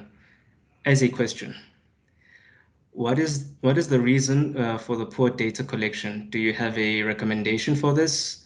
As a recommendation from my side, it would be great to see the full CAPEX, OPEX impact on the LCOE, as now the actual LCOE isn't really reflecting all costs, and we haven't integrated the overhead development costs. Thank you. Okay, I can give an answer there with respect to the reason for the poor data collection. The data is available at minute intervals, but my modeling is at hourly intervals. Now, there were many cases where the data is inconsistent. It goes up to a certain time, halfway through 1 hour, and then suddenly you're halfway through some other hour. So this requires, or in my case, because I'm too stupid with these things, required manual processing of the data. With some sort of intelligent data analysis, it could probably go quicker. But maybe that's just not my skill set. But it took a great deal to try and wade through all the data. And given the time constraints on the project at the time, it made sense to concentrate on July.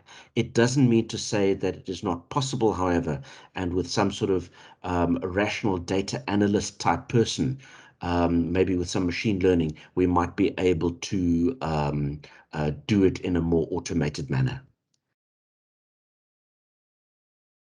Okay, thank you, Thomas, for that. Mr. Sanders, does that answer your question? Yes, no, thank you, Thomas. And yeah, it was a really great presentation. Thank you. Thank you. Okay, thank you. Okay, the next comment or question, assuming from John. Great presentation, Thomas. I agree with your approach, and it gives a better approximation to the actual data. It would be good to reassess using longer data sets. It would also be good to see the impact of the O&M cost, as these would have a significant impact. Yeah, I think that's just a comment. Okay, cool. Right, and then that.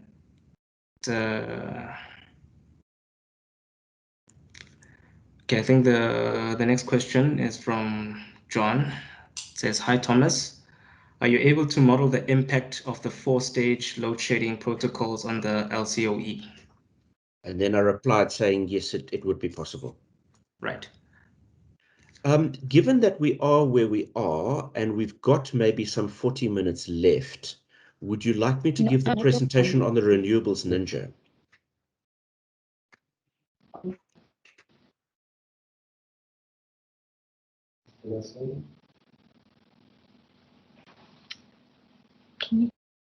Okay, I think that's a question that could be addressed by the program director, Basitana, and also Dr. Kitesa. Is it okay with you if another presentation had to be slotted in? Let me.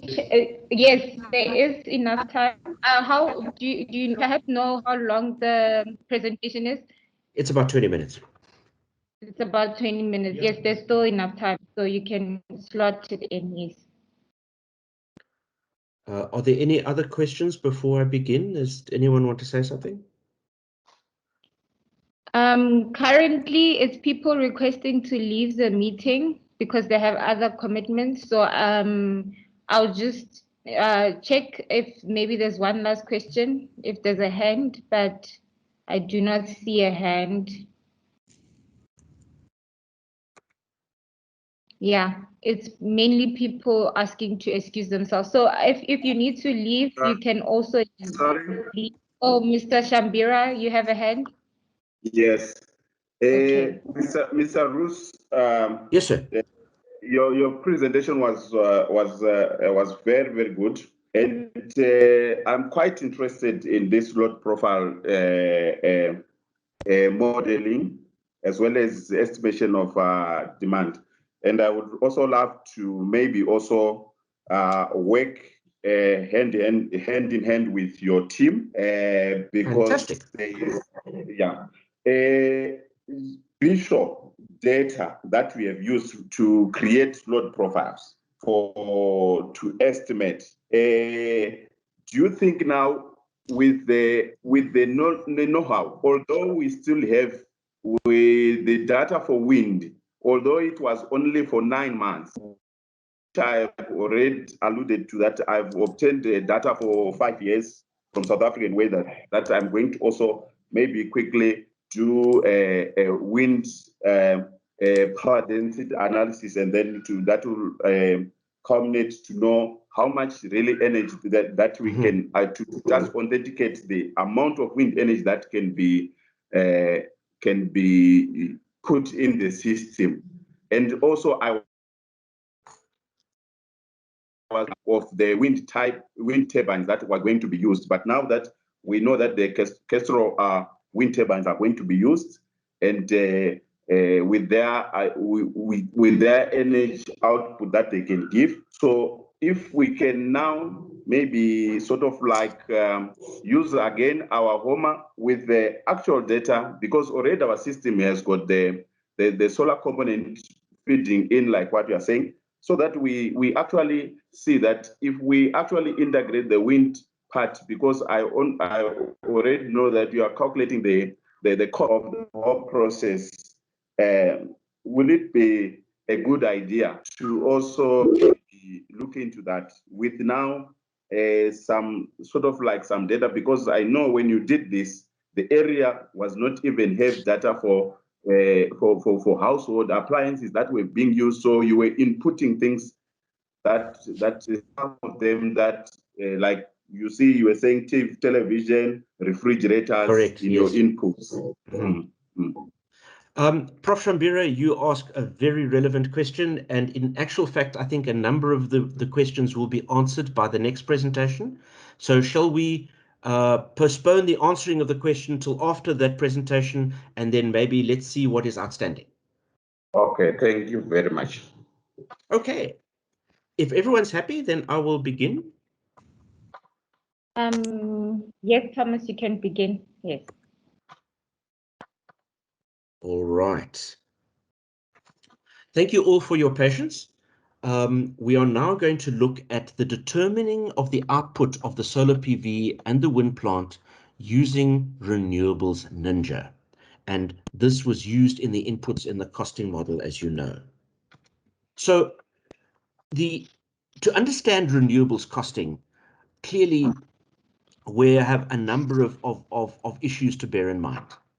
We are looking at the fixed cost over a year divided by the energy generated by the plant, and to that you add your variable costs. And in that equation, you've got 6 input values. The capital cost, which is obviously the capex of the infrastructure, and that is measured in currency. The operating cost, and that has got a fixed and a variable component. The fixed cost is independent of load, and that would be indicative of things like staff labor costs. You've got to pay people whether you're generating power or not. And then the variable costs are directly proportional to the power that you generate, and that is of interest for fuel-consuming power generation, like a diesel generator. N, which is the exponent in the CRF term, is the lifetime of the power infrastructure measured in years. The weighted average cost of capital gives an idea of the cost at which capital can be raised in order to finance the loan. And then finally, your energy annual production. For fuel-based production, it's completely under the control of the plant operator to meet your variable instantaneous demand. When you have got variable renewable electricity, however, then the instantaneous generation is outside the operator's control and it's subject to weather. But the annual variable renewable energy production is a function of the local climate, almost like an average of the weather, if you like. And that's a function of the local wind and solar resource. And a PV panel or a wind turbine mounted in different areas will deliver different amounts of energy over the year. So the first 5 elements are known. How do we determine the annual energy production E in the 6th case for renewable equipment? Well, What you would use is something called a representative meteorological year, because years differ, but over time you can see how they behave in a typical manner.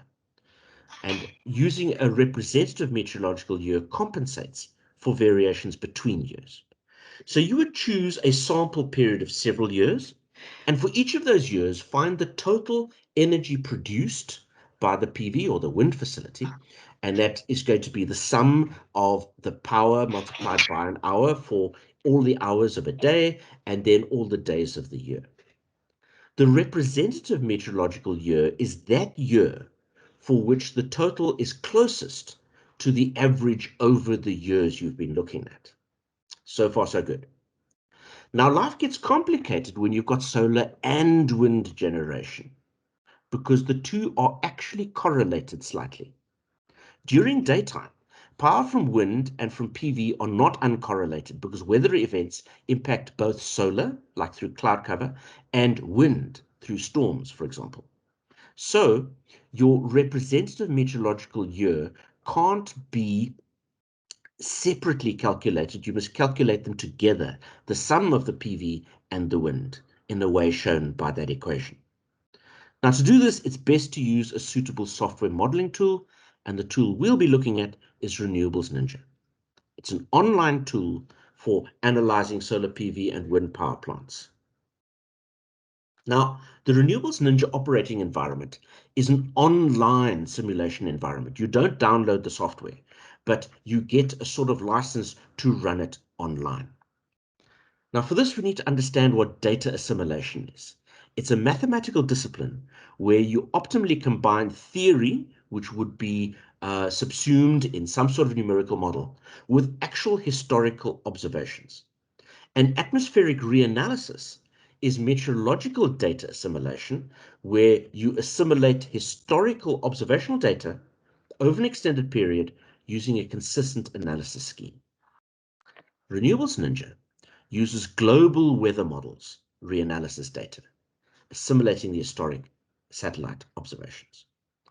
There are two data sources available: the MERA reanalysis of NASA, and MERA stands for Modern Era Retrospective Analysis for Research and Applications, and it covers solar PV and wind, and it's available for the globe, for any site on Earth. The second site is or data set is the SARA data set, which is stands for the Surface Solar Radiation Dataset Heliosat. It's only available for Europe, and it's only for solar PV. Now, because we're not in Europe, we're not going to worry about that second dataset. The two models of interest are the wind power model, the virtual wind farm, that converts wind speeds into power output. You don't have to know this, but it is interesting nonetheless. You have data available at a fixed grid pattern, which is then interpolated to the area of interest in that particular image you see in front of you, where a number of wind farms are. And you will then have data at several heights. And you can see the NASA data in your graph C. A log profile is fitted through those data points, which allows you to extrapolate to the hub height of the wind turbine of interest to you. The last image shows a smoothed farm comparison with an individual wind turbine. An individual wind turbine has got 4 areas of operation. An area before the cut-in speed, where the wind speed is below the cut-in, where it generates 0. Then a cubic generation profile from the cut-in to the design.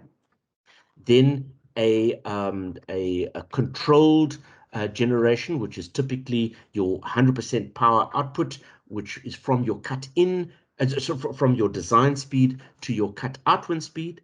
And then at wind speeds higher than your cut-out wind speed, again, you generate 0. Now, that is true for a single wind turbine.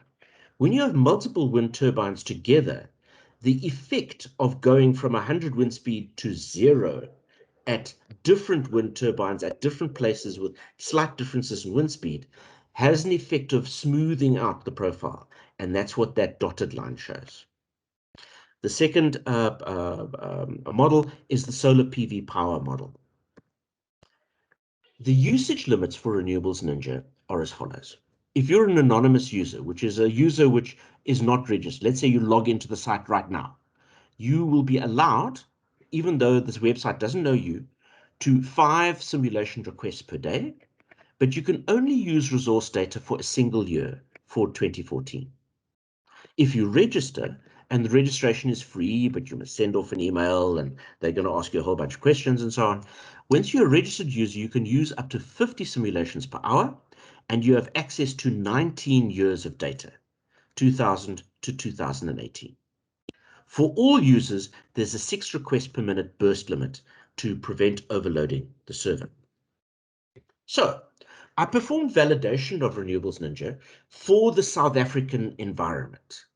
And when I say validation of Renewables Ninja, you're really validating the online tool, you're validating the reanalysis data set of Mirror, you're evaluating the whole thing. In terms of solar PV, the Renewable Energy Independent Power Producer Procurement Program had a number of solar PV plants come online between October 2013 and I did my cutoff in December 2017. And you can see the top graph showing your results. The actual data for the total power produced available from Eskom is the green line. And the predicted power is either the red line or the blue line, depending on when you assume the PV plants actually started producing power. And when they actually produce power and when they're scheduled to produce power is not necessarily the same thing. And you'll see that the red line and the blue line agree over most of the life, but you'll see there are some differences. Over the solar total analysis, we can see that for where we agree as to when the power is being produced, there is an over-prediction of between 2.5% and 12%, with an average of about 7.23% over. We can use this as a system loss calibration constant. Clearly, Renewables Ninja overpredicts the power produced by solar PV. This probably means that the solar turbidity, the turbidity in the atmosphere, is underpredicted for the South African climate. If we use 7.23 as that loss calibration constant, we now have a variation between 4.7% underprediction to 5% overprediction, which is not bad. There's hourly prediction profiles, which I'm not showing in this presentation, otherwise it'd be very long. The hourly predictions represent the reality fairly well for between 16 and 33 different plants, because obviously they're cumulative. I don't have data for a single plant. I've only got data for the entire grid for all the PV plants coming in.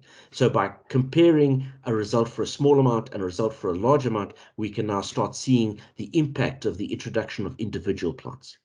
It's accurate enough for full load hour prediction and for the hourly production patterns for a given meteorological year. The second is the different wind farms from January 2014 to 2017. And here we can see that for the areas where we've got good confidence as to when all the power plants were running, there is an underprediction of 3% to an overprediction of 1%, and the hourly profiles are representative for between 7 and 23 wind farms. Again, we can say that it's accurate enough for full load hour prediction and for hourly production patterns. The modeling approach on Renewables Ninja is for both wind and solar, you are going to navigate to the site of interest with the GPS coordinates. Now you'd navigate like to Google Earth and maybe edit the coordinates to get there. You select either wind or solar from the drop-down menu. You select the meteorological data set, which obviously for South Africa is only going to be Mirror 2. You select the year of interest for the drop-down menu, and you enter the capacity of the plant that you're going to simulate.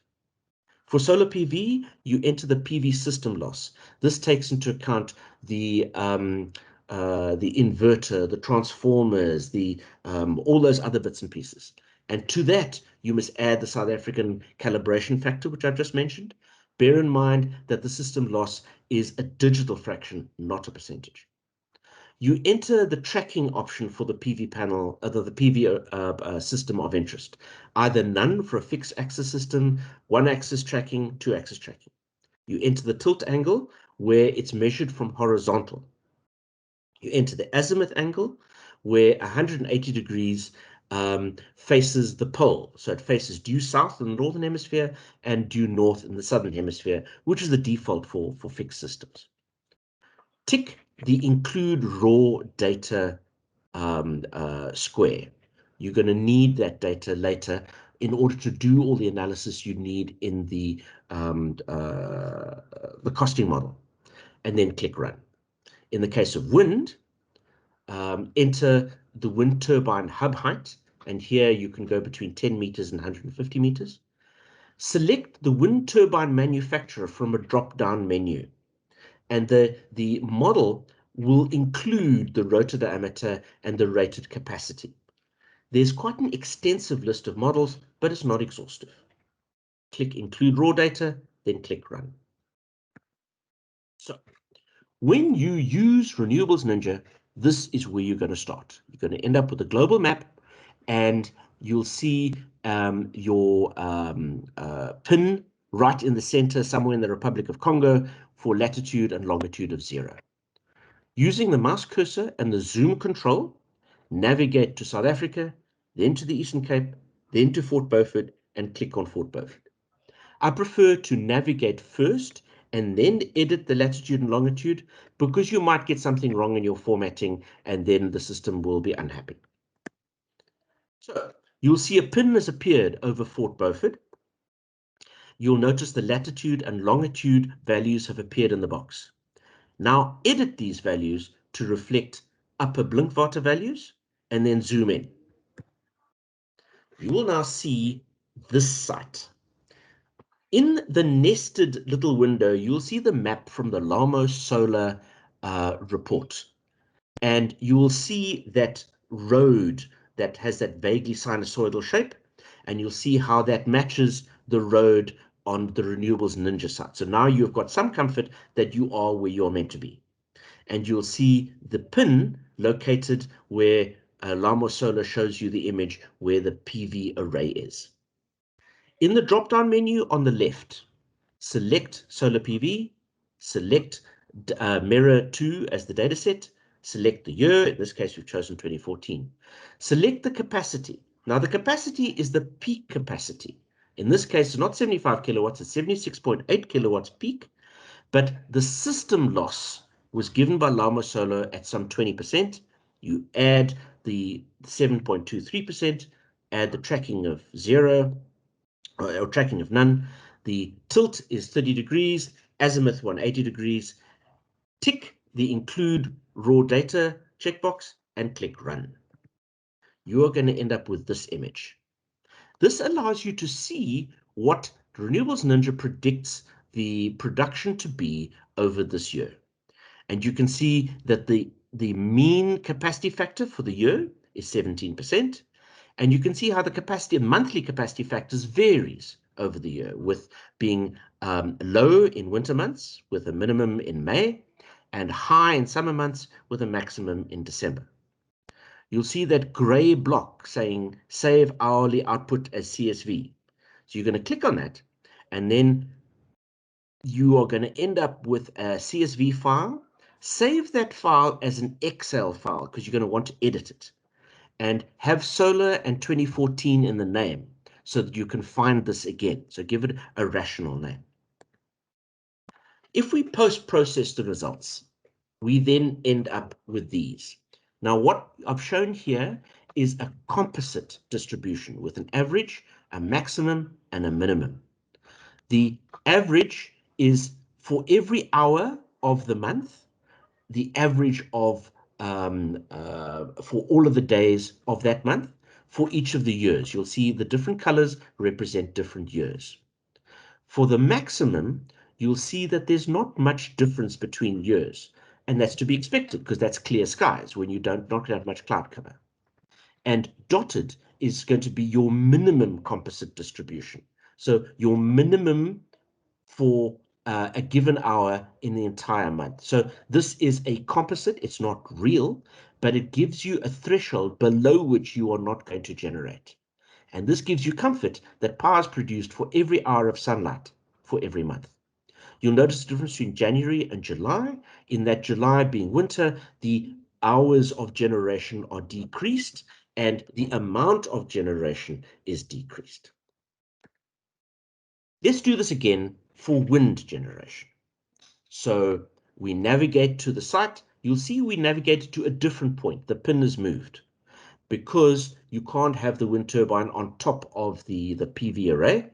And in this case, it's 590 meters west of the PV installation.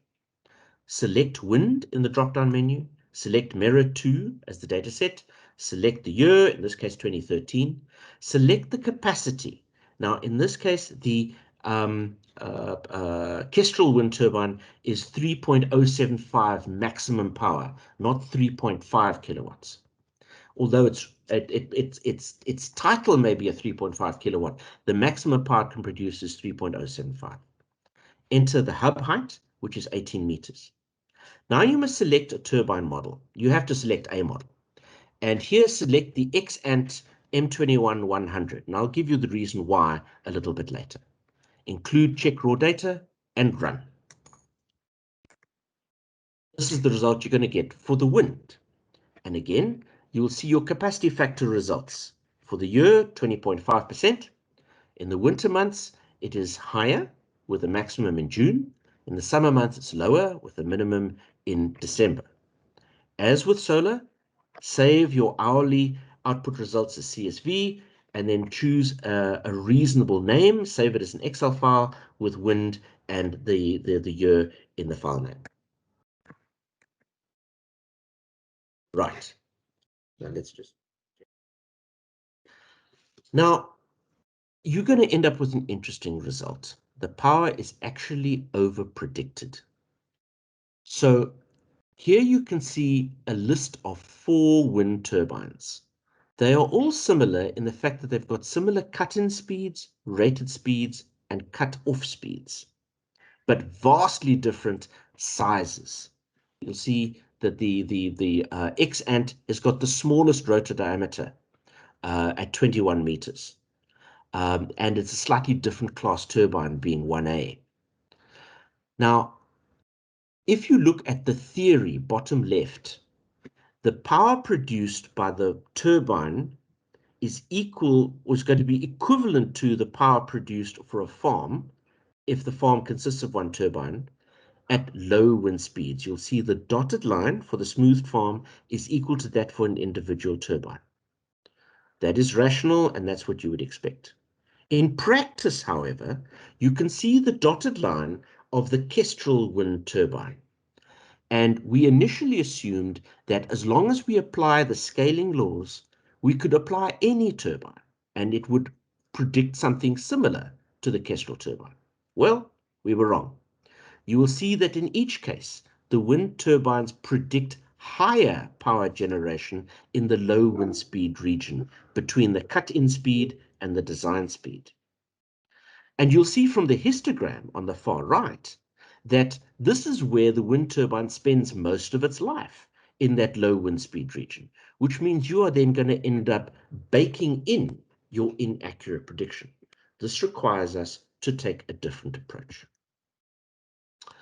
So we need, instead of scaling the system using an existing drop-down wind turbine, we want to build it up in the spreadsheet. And we'll have to use the Kestrel power curve. But the Kestrel power calibration curve is only valid for sea level, which has a density of 1.225 kilograms per cubic meter.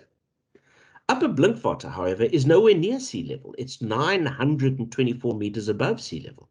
So the air density is going to be quite different. So our resultant power is going to be the calibration power at that wind speed, corrected for the local density. And the local density here, we're using the ideal gas law, requires the local pressure and the local temperature. The local temperature values are not available in the wind output files, but they are available in the PV output files. And that is why I said you need to click the box saying give the extra raw data, because you're going to need it. We make the assumption that the air temperature at the wind turbine hub height is equal to the air temperature at the PV installation. So we've got our local temperature value, but our local P value, pressure, gives us some problems. It's not available in either the wind or the PV output files. In actual fact, it's not available anywhere for Upper Blinkwater because it is a rather remote site. There's no industrial or significant commercial activities there, so therefore people don't give you that data. But there are monthly available values for pressure for nearby Fort Beaufort. But Fort Beaufort is at a much lower altitude at 440 meters. So if we interpolate from standard atmospheric pressure tables for those two different elevations, we end up with a difference in 5.6 kilopascals. And that table that you see there shows you the implied pressure.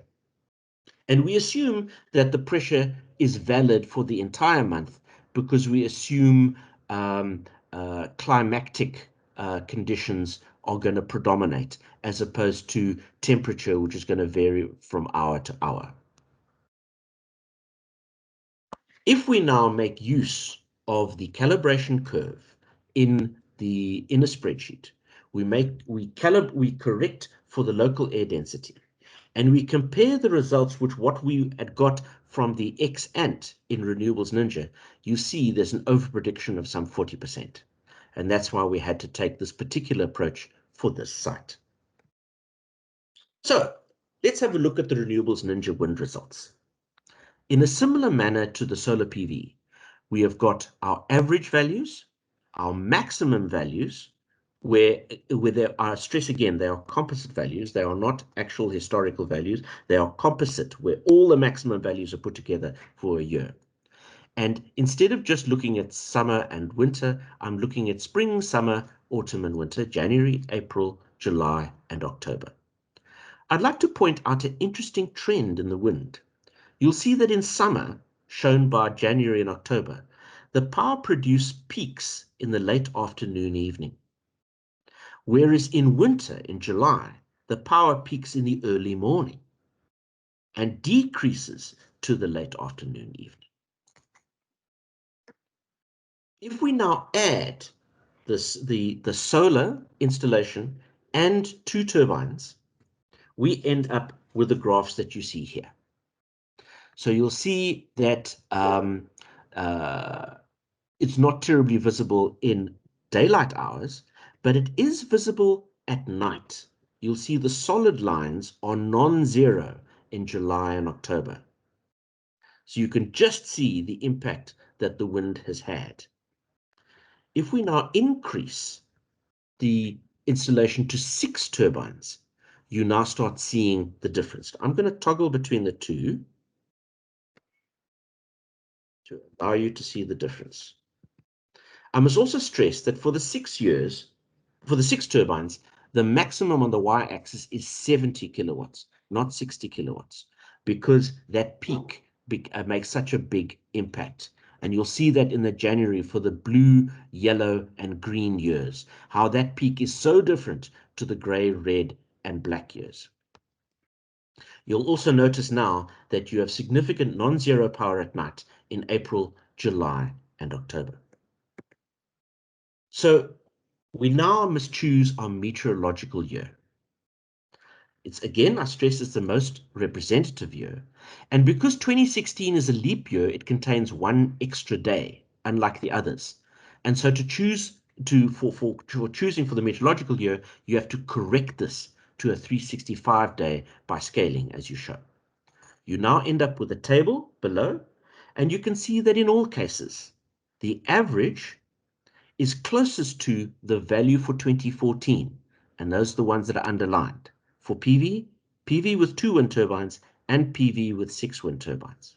Therefore, 2014 is a representative meteorological year that we use in our. Happily take any questions now.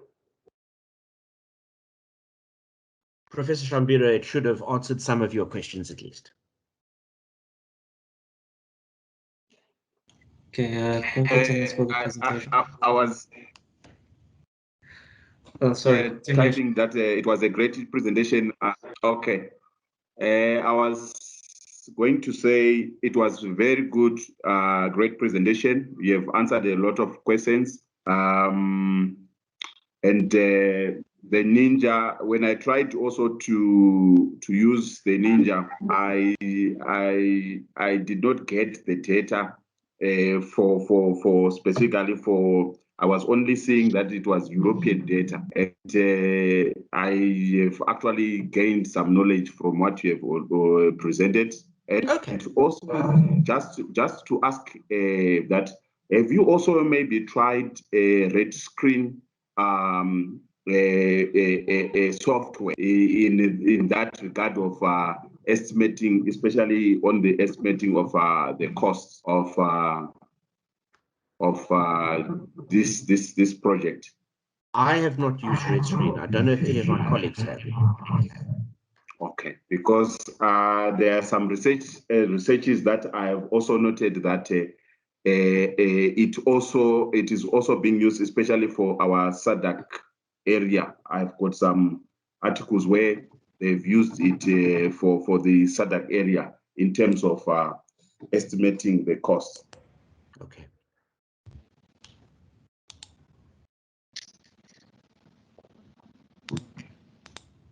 Okay. Lindo, are you aware of a question from Chabeni to Thomas on the chat? Yes. Okay. Just wanted to make sure that if Shambira has been addressed and if it's okay. Oh, I've been addressed. Thank you so much. All right, thank you, Thomas and Shambira. So next question is directed to Thomas from Tulisa. With regards to your previous presentation on the costing tool, how did you determine the operation and maintenance cost? Okay. Tulisa, the only O&M cost that was used in my modeling was the cost of the diesel consumed. I know that this is insufficient. We did this so that we would match the Homer modeling. So there is other O&M required for running the PV plant, running the wind turbine, maintenance for the diesel generator, and so on, as I said toward the end of the presentation. So we have not modeled that to date, and that requires to be done in order to have a result that you can have more confidence in. Okay, thank you, Thomas. Ms. Tulisa, does that address your question?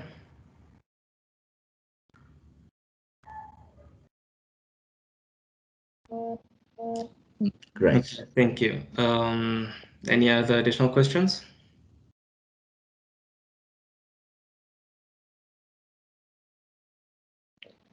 Okay, it seems like there is no additional questions at this stage. Okay. So we are left with a minute. Yes, from the whole course. I don't know, maybe should I just do a round of perhaps, given that today's the last day, should I just do a round maybe of just any comments or anything, or if there's any, if there isn't any questions, I'll just go around through the attendees and just ask if there's any comment or feedback from that. Is that all right?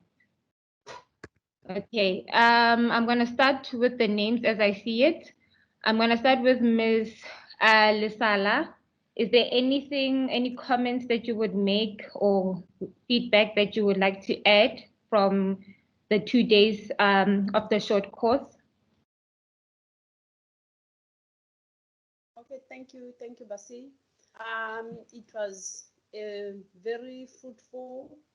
2 days, we gained a lot, and I think from our side, we're just looking forward to, getting back into the field and actually working on all those things that we said we'll be doing. So otherwise, we'll just wait for a go ahead from you guys. So thank you so much for having us. Thank you so much for all your ears and attention to all the presentations.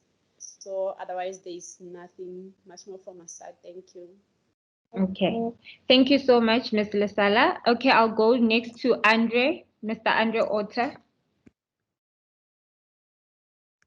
Good morning, everyone. Sorry, I was just away for something else. From my side, I just want to say thanks very much to the CSIR team for this very insightful and fruitful workshop and course. And yes, and I think there's a lot of good things that came out of also the questions and answers, which we can further follow up. And I wish everyone was also got out of the course that you want to get out of it. And we will then be in further communication. Once again, thanks to the team. Thank you. Thank you, Andre. Next, I'll go to Babak.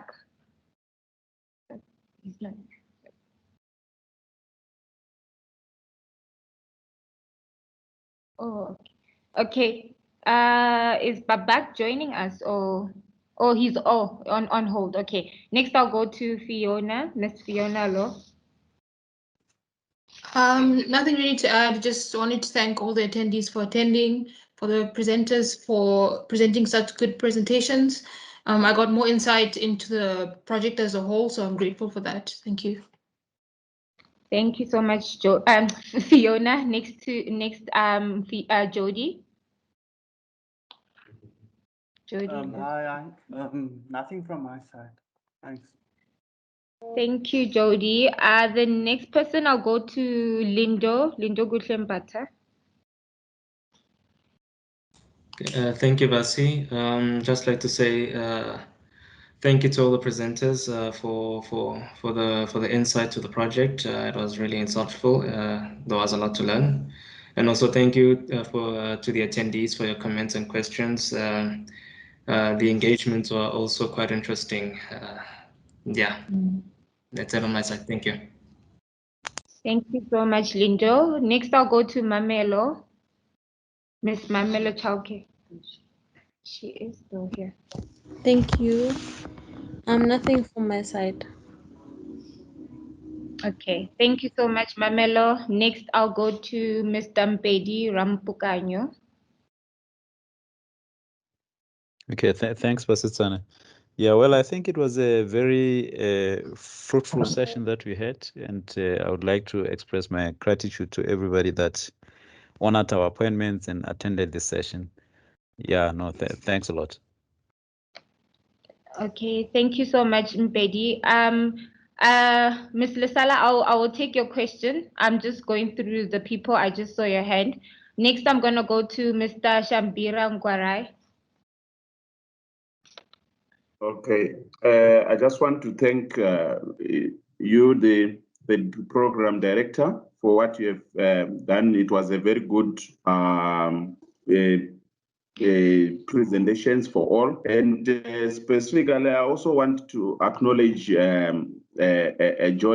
Julius for working hand in hand with me during my time of trying to write my article in terms of provision of data, wind data. The data, the way that I was given, it was in the correct format. And when I checked out for other softwares to use to analyze it, it was so easy. So I just want to thank him for that.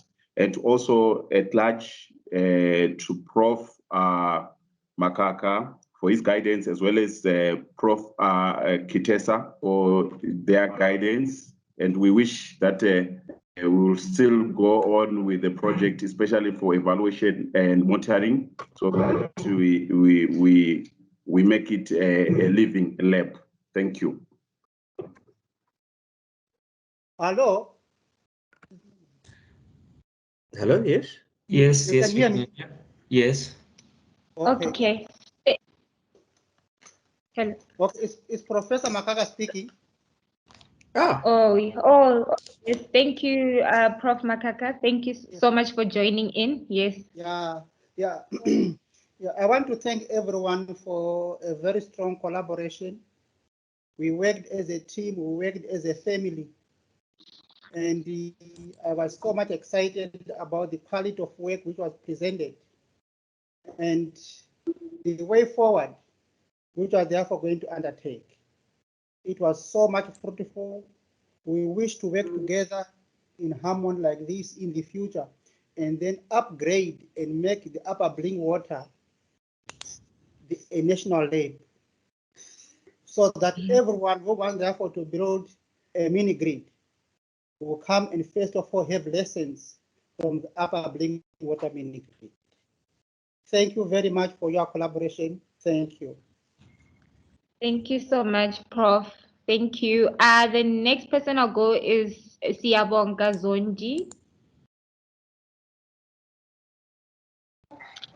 Good afternoon, everyone. I think from me, it's just to thank the organizers, CSIR, for putting this workshop together.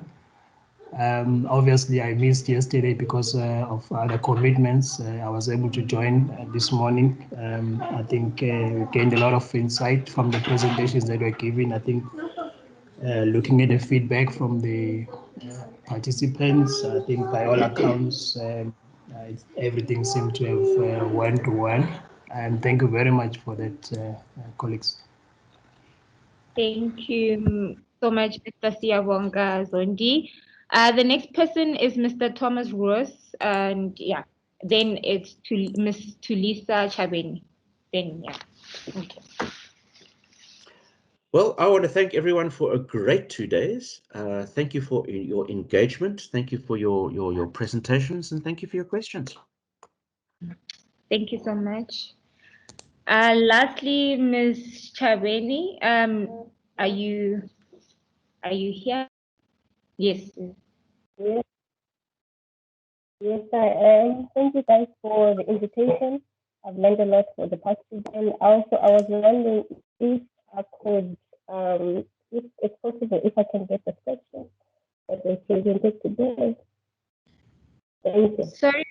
Sorry, I missed that. Is it possible if you could get what? The spreadsheet. Excel spreadsheet. Oh, the costing tool. Yes. Thomas. My understanding is that the costing tool was meant to be made available, but I think Kitesa can best answer this. Okay. Just a second.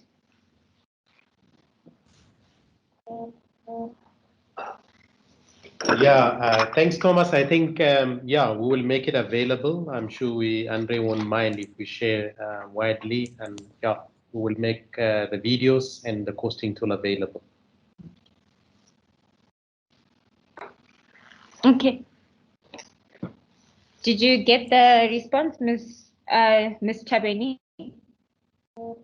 Yes, I commented. Thank you very much. That was great. Okay, everyone. That I've gone through everyone. Thank you so much for the attendance as well as the engagement. I believe this was a full picture of what the project entails, and thank you to the presenters for the great presentations. And thank you so much to the attendees. I think this is meeting adjourned. If there's nothing else, Ms. Lisala, I believe that was a hand for Prof. Makaka, right?